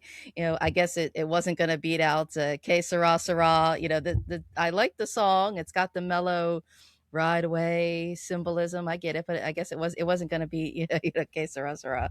So yeah, 3 and 3. Do the math. Yeah, it's not as clean at math as the last time. This one is a 6.83 average between the three of us. Let's move to novelty then. This is a category measuring anything having to do with the originality of the movie and the execution, 5 and 5 points apiece between those two halves of this category for a total of 10. I guess I shall start here as well. On an originality front, I think confronting the raw nature of racism in this, it's overt, but it's not the only thing in this movie, and it does retreat to some fairly common staples within Ford films. Like, you can tell this is a John Ford film. There's blends of certain characters, there's comedy, there's the landscapes. I don't know how audacious it was compared to some of the other films of the moment. It's also a Western in a prototypical time where Westerns were very popular. I just don't know if it was necessarily reinventing or reinvigorating the genre at the time. It's well done in a couple of aspects, which I'll get to for execution here, but I have this at a 3.5. And then as far as the execution of the film, I do think that there are some character development issues. I think there are some third act issues in this. I think there are a couple of characters that grossly overact in the film, particularly Jeffrey Hunter is quite overacted, but the cinematography, some of the casting choices, they've got some very good supporting characters in this, in Ward Bond and Vera Miles, that we obviously nominated.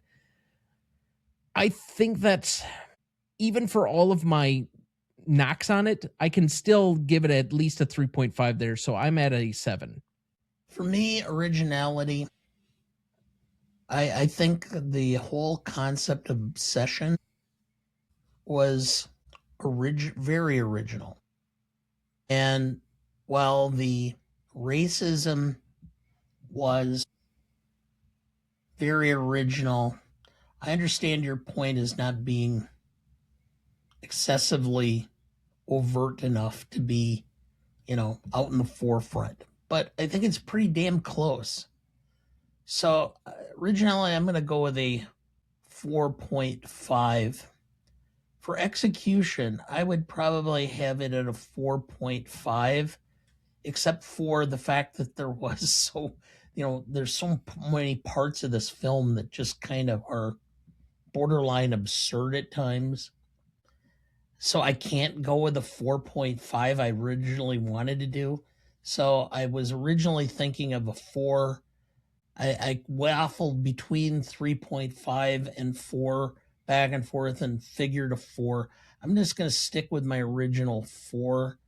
So I'm going to go with the 9.5 that I originally had. You need to redo your math. Excuse me. Yeah, I guess so. Originality was 4.5. 4.5. And a 4. So 4 is 8.5. Did I say 9.5? You did. Okay, that's my mistake. I had the math right. I just misspoke. Sure. Okay. We'll let you have that one.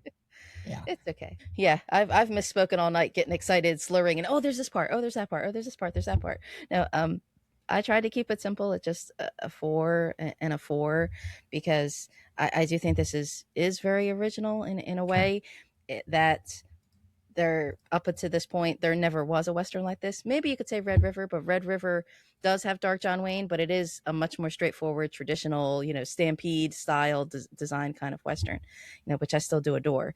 But this is, you come into this movie expecting one kind of Western, and then you get something completely different out of it. And my problem with you're right, the execution is like there's cavalry scenes. I feel like that is to placate people who I guess were expecting like John Wayne, John Ford, like cavalry kind of movies. Like, we're gonna make fun of, it's Patrick Wayne coming in having his moment. Boy, watch that knife. Like they're making fun of the yellow backs, while their jackets and everything is still trying to, I guess, catch that. Now we've had our story, now it's time for fun. So I feel like you do have to predicate a lot of this movie when you watch it. Yeah, okay, there's going to be scenes of its time, so to be balanced. But so 4 and 4, I think there's a lot still to take from this movie, even if it has a few flaws.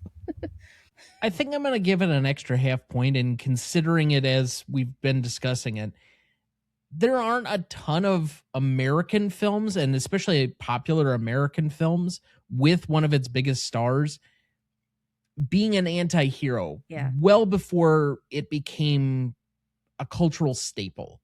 And even then, it's several decades into the future. So I'll go with an extra half point, which will raise the average to an 8 on this category. I mean, your hero is negative. That's like, oh, what a shock. All right, let's move to classicness. Classicness is a measure of basically how well something is aged or not. And because of that, usually things age poorly over time, that they take on the context of where they were in the moment. And with the benefit of modern hindsight, we can usually knock off a lot of points if we really wanted to. So we usually start at a higher baseline of a 6 as opposed to a 5 as the median point for this category.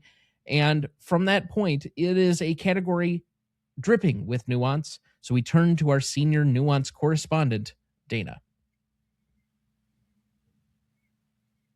We salute you too, sir. I gave this a lot of thought when I was watching it again this last time over the weekend. And I was trying to determine whether this was Ford stating what the accepted norm was at the time of the film being, or the period by which the film was set, or if it was Ford highlighting this and trying to shed light as to an antiquated view. And I kept going and thinking back and forth which of the two it was. And I felt great comfort because I did some research and I happened to find the following statement. Is the film intended to endorse their attitudes or to dramatize and regret them? Today we see it through enlightened eyes, but in 1956 many audiences accepted its harsh view of Indians. Roger Ebert. So I will take great comfort in the fact that I apparently had a thought even somewhat close to the great Roger Ebert. And I think that this film is, in essence, Ford's attempt to bring the genre into reality and point out that there is a lot more nuance to this. The Indians were not necessarily the bad guys. The cowboys were not necessarily the good guys. And that there was a lot of hostility on both sides. And the fact that, other than Scar, who's talking about how he exacted vengeance for the murder of his own two sons, the Indians are not portrayed as villainous in this. Oh, I don't know about that. I There's don't know sexual that at all. assault, there's kidnapping, there's rape. I mean, Yeah, but it's Scar's people. But then again, they're also talking about the fact that they did kidnap or capture those girls from Scar, or Scar's band of Comanche. yeah, I don't think it paints them in a favorable light in any sense. No, but it's not as bad as what The some difference of it was. between who's the villain, but the Indians are also portrayed very stereotypically, which is in a way a villainous view in itself. Well, I mean, for 1956, I'm not going to necessarily hold that against the film because there wasn't a lot of nuance to how you portray Native Americans on screen or using actual Native Americans to portray Native Americans on screen. I mean, we had a very famous Italian basically being the Indian in charge of recycling for whatever, and that was a commercial from the 70s. So it's not like there was a whole lot of enlightenment going on in the country for many decades until apparently Kevin Costner. Yeah. Ebert's essay that he had written went on. The Searchers was made in the dying days of the classic Western, which faltered when Indians ceased to be typecast as savages.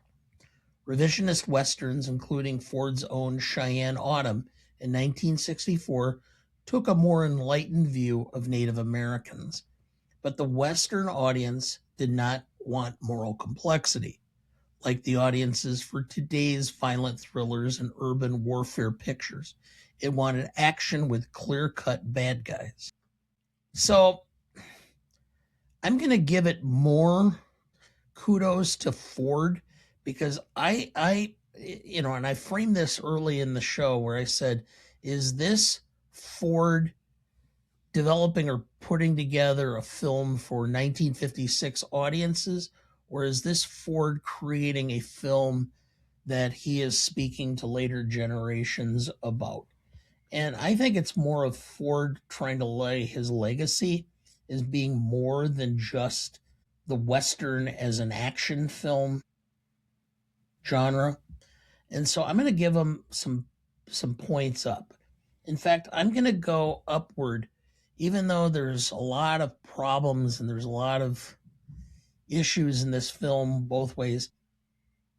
And I could go through how I calculated my points up and down and whatever. I don't think I need to. I'm just going to say that I think this is an 8. I think that there's enough here from a legacy standpoint that that is the number that I think is deserving of this film. Okay. I don't have an issue with the racism within the movie. I think it is somewhat reflective of the attitudes of the time and of the era it's depicting. Yes, some people are uncomfortable with it, but it's kind of the point. What I have a problem with is it doesn't earn the racism that it uses, in my opinion. I don't think it sets up enough the animosity other than just we hate other people because they look different or they act different or whatever else, which I guess is what racism is. But you would think that there's at least some earned animosity between them because they're both trying to exist in the same sphere. The Indians are going to attack the settlers because the settlers are coming into their territory and they need to be protective of what they have.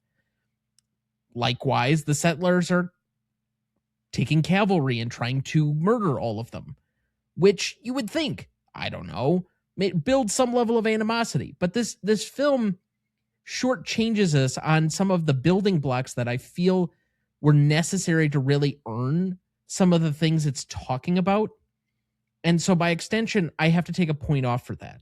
But I still have a +2 for timelessness because I don't think that this movie is impossible to watch. I don't think it's the most entertaining John Ford movie. I don't think it's the most deep John Ford movie. I don't think it's the best John Wayne movie that I can name. But it is watchable. I don't find it to be like cringy or anything that I have difficulty with that. So from that standpoint, I have a +2 for timelessness. So -1 +2, starting at the baseline of 6, ends in a 7. You're killing me. I was gonna let my bias show here, and I wanted to say 10. On the our cinema legacy poll, I did have this as my number one film because just the influence that follows in its wake, and I do think John Ford was doing a commentary. Maybe that's why it wasn't popular, that it didn't win awards, because it is very much a mirror to nature. I think maybe it was too close for comfort at the time because people did expect a typical Western. They were willing to accept, oh, that quote, Indian style kind of racism that's depicted in the time period.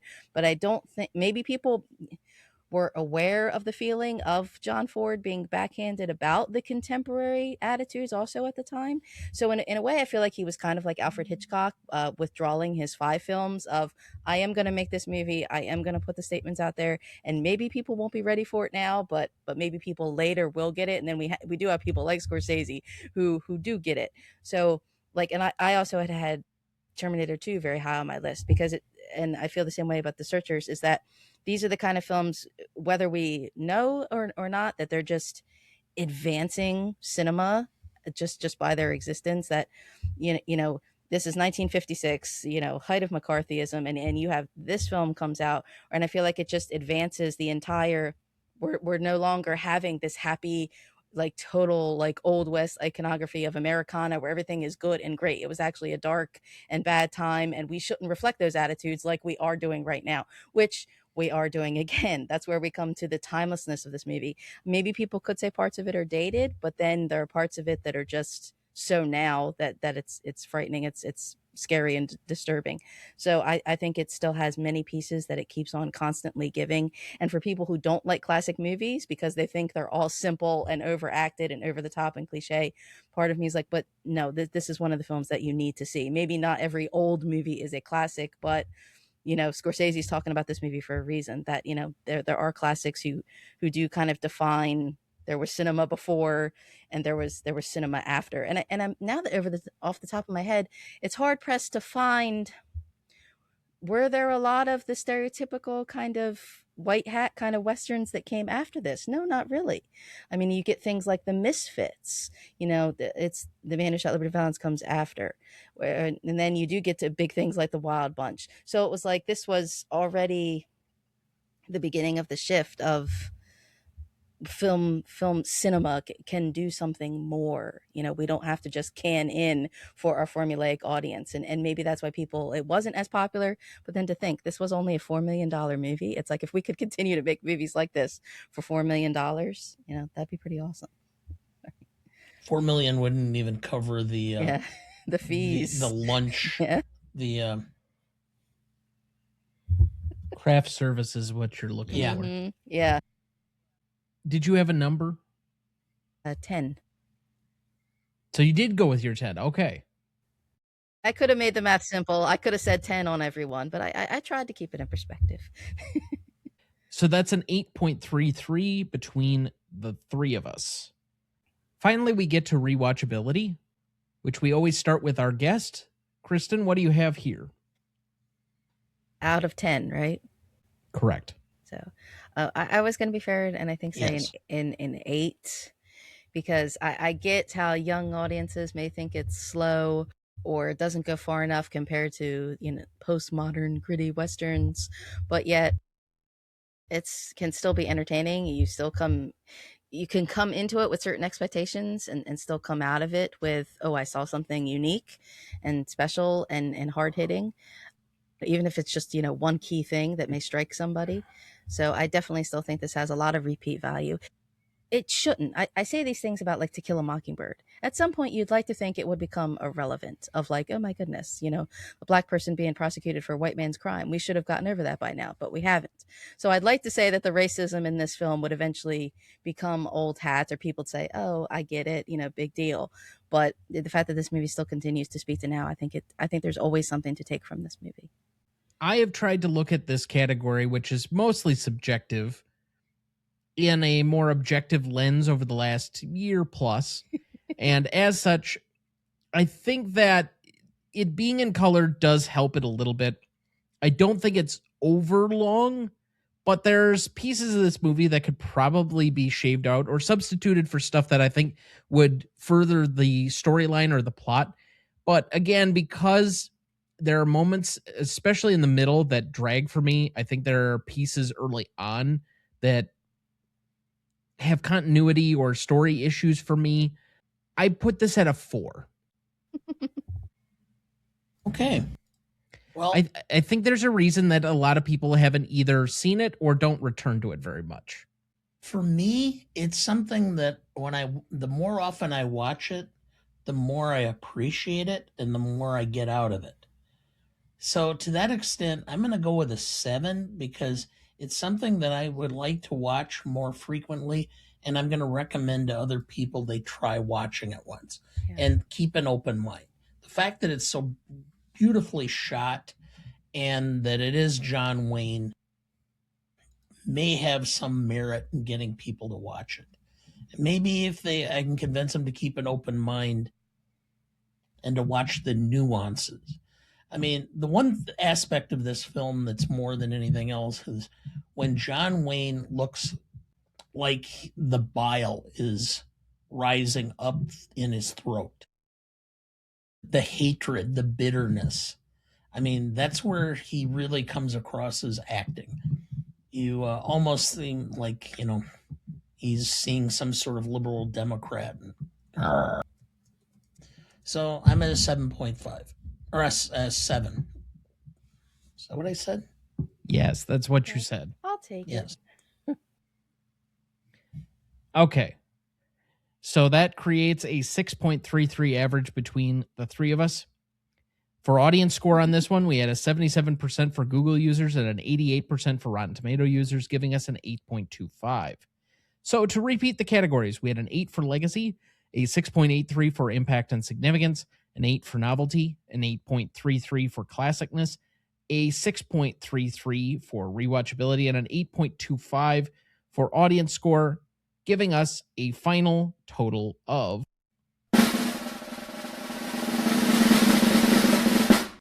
45.74, and currently placing it on our list between Pillow Talk and Unforgiven at number 148. That's fair. Talking about films you have to caveat. Well, it was the 60s. Pillow Talk. It's got a different vibe. But this would be a good companion to Unforgiven. Yeah, you can't have Unforgiven without the Searchers. But Unforgiven meets Pillow Talk. Yeah. The Searchers. Okay. You know, Kieran gets a ton of mileage out of saying that The Waterboy is like in the same category as Unforgiven. The Waterboy currently sits at 240. Unforgiven is at 147. I don't think he has that much to complain about. Unforgiven is above Barry Lyndon. It's above 12 Years a Slave. It's above Magnolia. Well, Kieran just likes to, complain, I guess. I'm trying to behave. He's just a Waterboy hater. Because number 56, actually fitting, The Searchers was in the Cinema Legacy poll. And I said to you folks, it's going to be tough for me. Now, every other film that follows it, I'm going to have to say, but is this film better than The Searchers? Do I like this film better than The Searchers? About half of them, maybe not. I think I had Searchers in my top 25. I'd have to go back and look, but it's pretty darn close. Mm-hmm. I mean, I could look for you. I can easily pull that up. You have it easier than I can. I have to go to different files, folders, and such. Well, I mean, I still have to pull up different file folders, but depending on how quickly things load. Oh, let's see here. Personal list, Dana. And I don't have this for everybody. I just have yours, but let's see here. The Searchers you had at 18. Okay. So, yeah. It's about, that's reasonable to me, yeah. You had The Man Who Shot Liberty Valance at 31. You had Unforgiven at 42. So.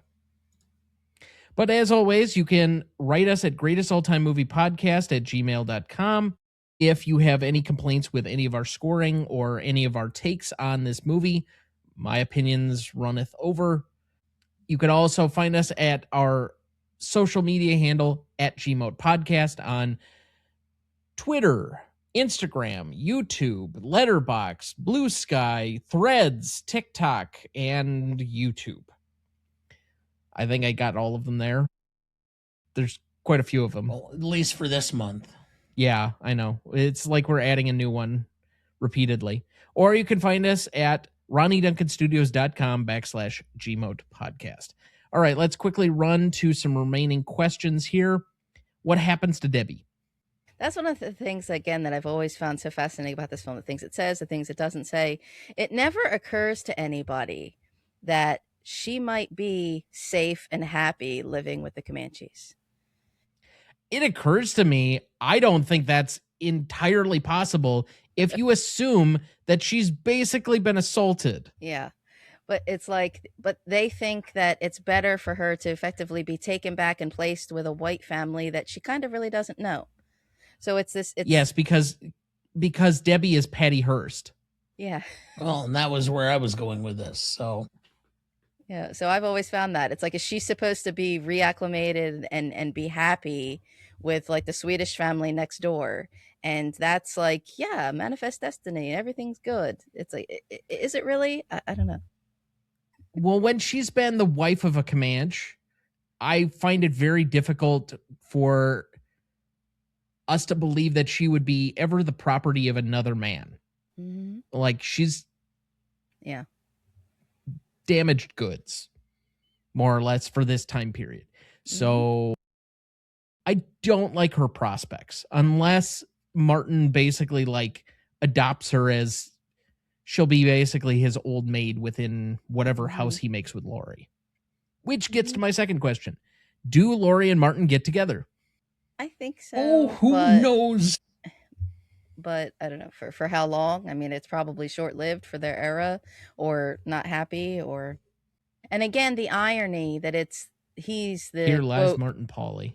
He's the quote half-breed, and they're like the Swedish immigrants. So they themselves are outsiders. And yeah, it's okay for them to be together. But no, not the, but we be Texicans now. So yeah, maybe they might be rah happy. I don't know.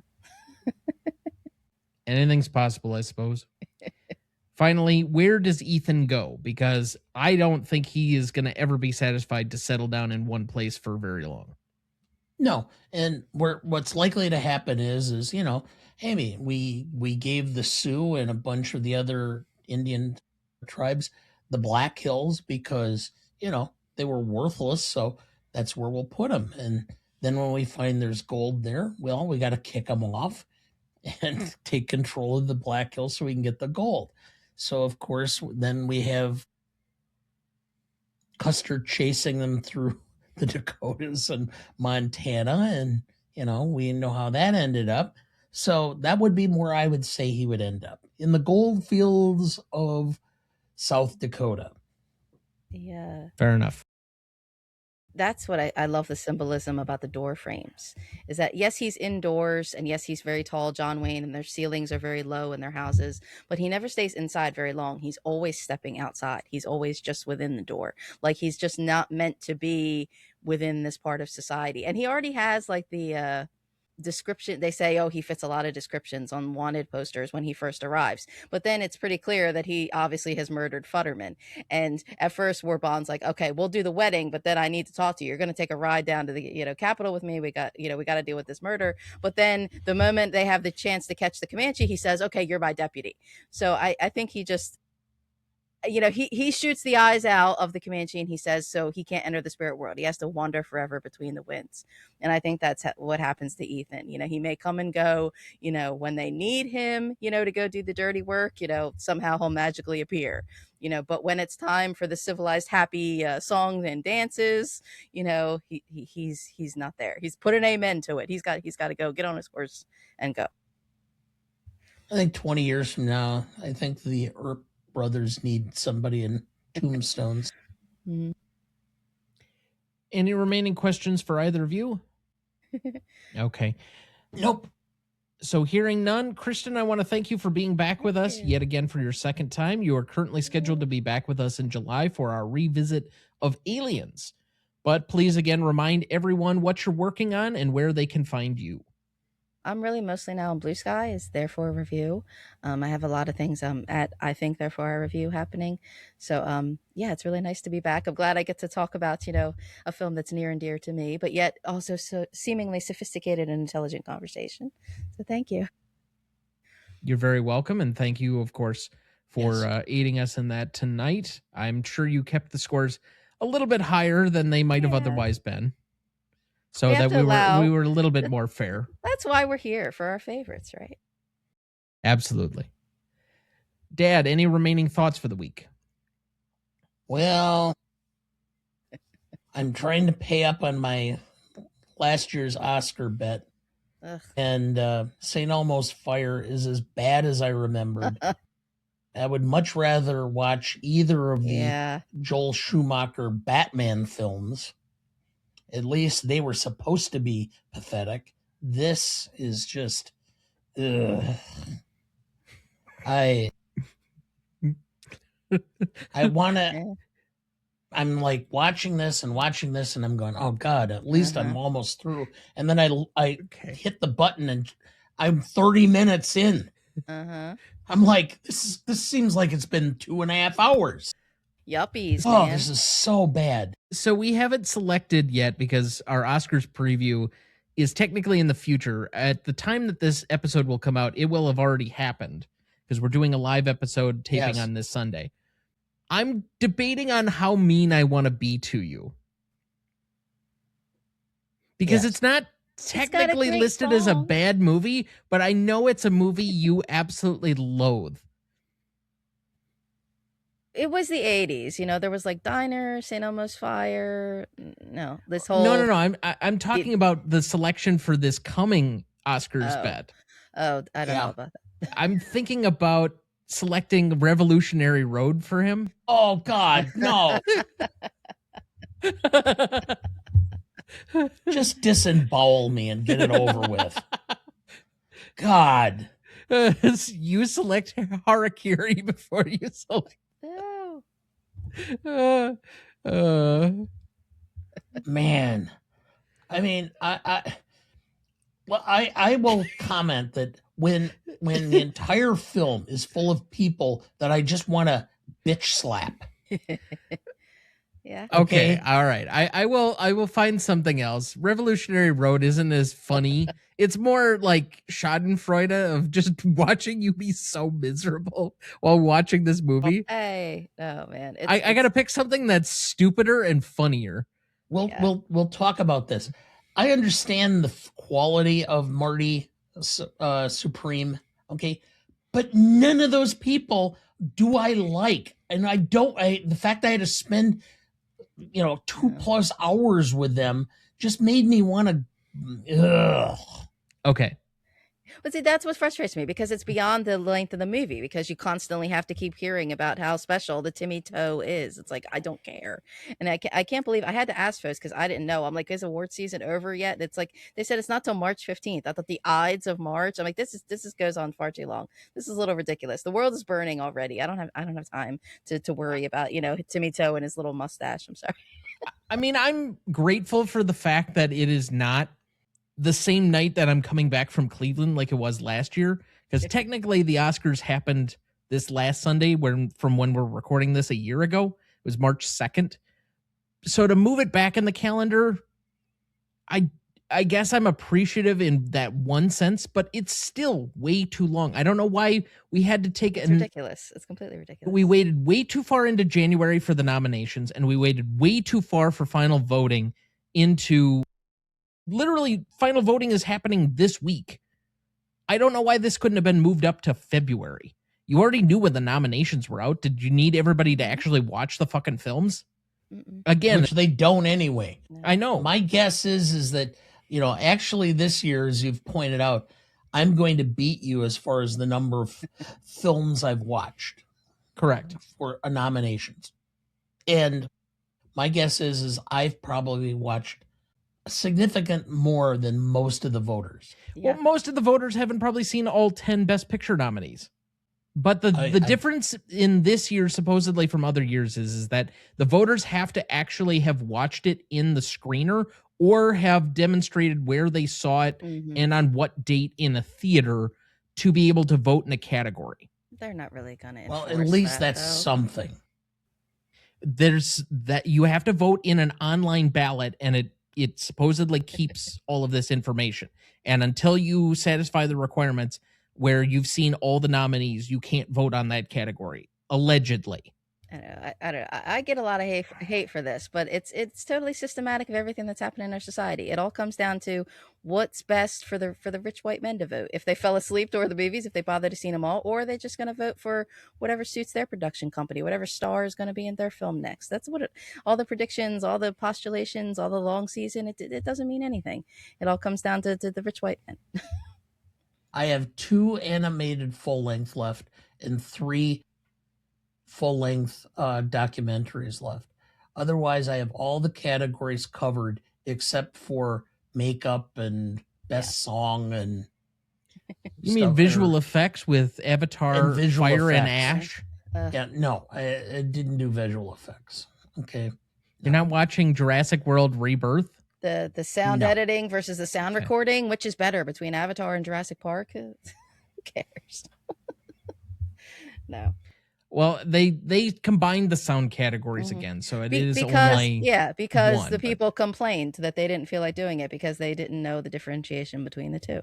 So, and I will say that I did have the ability to differentiate on most of the sound because I did pay attention to that aspect of it when I watched them. But to be honest, the ones I enjoy the short animated and I enjoy the short documentaries. I love them. They're great. I wish that they would do more of them or have more of them available on various streaming platforms. Because if I have lunch and I have, a half an hour to an hour for my lunch, I would love to put those on and just watch them because I find them fascinating. I love the artistic aspect of them. I love how the creators come up with them and what they're trying to say and trying to figure out, because usually there's some level of nuance between them as to what they're trying to say, or what they're trying to do is leave it open-ended so that you can try to figure out what it's saying. And I enjoy those tremendously. It's what you enjoy, the artistic merit and the succinct nuance. But we got to put on our rich media mogul thinking caps. That's not going to make money. That's not going to be anything special. There is already a upper middle class white guy persona in Dana, so I think he's fine thinking like that. Yeah, I know. Well, to that end, this episode comes out after we've done our Oscars preview, and we didn't do a lot to advertise that we were going to be doing it live. But if you didn't catch it in the moment, which was last Sunday, you can still find it available on our YouTube channel, and I put up the audio version in this feed, so you can definitely see all of our predictions and all of the various things, our annual Oscars bet, and all of that will be there and available. If you want to have the condensed version, you can catch all of our will wins and should wins on the website. Those will be available as well. We use the rundown of the last Oscars, so it goes in the exact presentation order that it did last year for presentation of the Oscars. So I think we start with Best Supporting Actor, which is kind of an interesting category this year. I think we have at least a couple of possibilities, and it might have a surprise. We might be coalescing around one. We might not. And so I think both of the acting or supporting acting categories are much more competitive than either of the lead categories this year. No category fraud this year. Yeah. I find that to be kind of stupid most of the time anyway. But our tiebreaker is always the last name for the in memoriam. Which name comes last? Yes. How are we deciding who picks first this year? It's the same system we've had for years. The person who lost last year gets to pick first. Okay. So I get to pick first. That is correct. All right. I pretty much know who I'm going to pick. Then that's fine. So hopefully it won't come down to that for me. But why am I drawing a blank on her name? She played Nora and won Best Actress. Mikey Madison. When Mikey Madison won last year, because I didn't have the tiebreaker, you had won the tiebreaker, and I just won outright. The shouts and celebration and kicks and screams and jumps that I made that you were going to have to do St. Elmo's Fire was profusive. So you won the first 2 years, and I won the next 2 years. So now we're on year 5 already. Yeah. We'll see what happens. That's a big Demi Moore comparison, going from St. Elmo's Fire to The Substance. Very much so. But along those lines, again, we will have our post-Oscars reaction show the night after the Oscars on that Monday following, I believe that's the 16th. And we'll be doing that live at 7 p.m. You can catch that obviously after the fact, and I will make that available also on our audio feed as well. But that's going to be, like the same with our Oscars preview. It will be raw, unvarnished, unabridged. So you get us in all of our foibles and lack of editing. Yeah. We'll see how it goes. We'll see how many times Dana clears his throat into the mic. I have to behave. Anyway. I have to behave because I get called out if I say negative Oscar things. So I'll be good. I am going to guess that if there is not a new piece of content in your feed already by the time you are listening to this, that it will be coming around the corner within the next calendar week by the time that you're listening to this.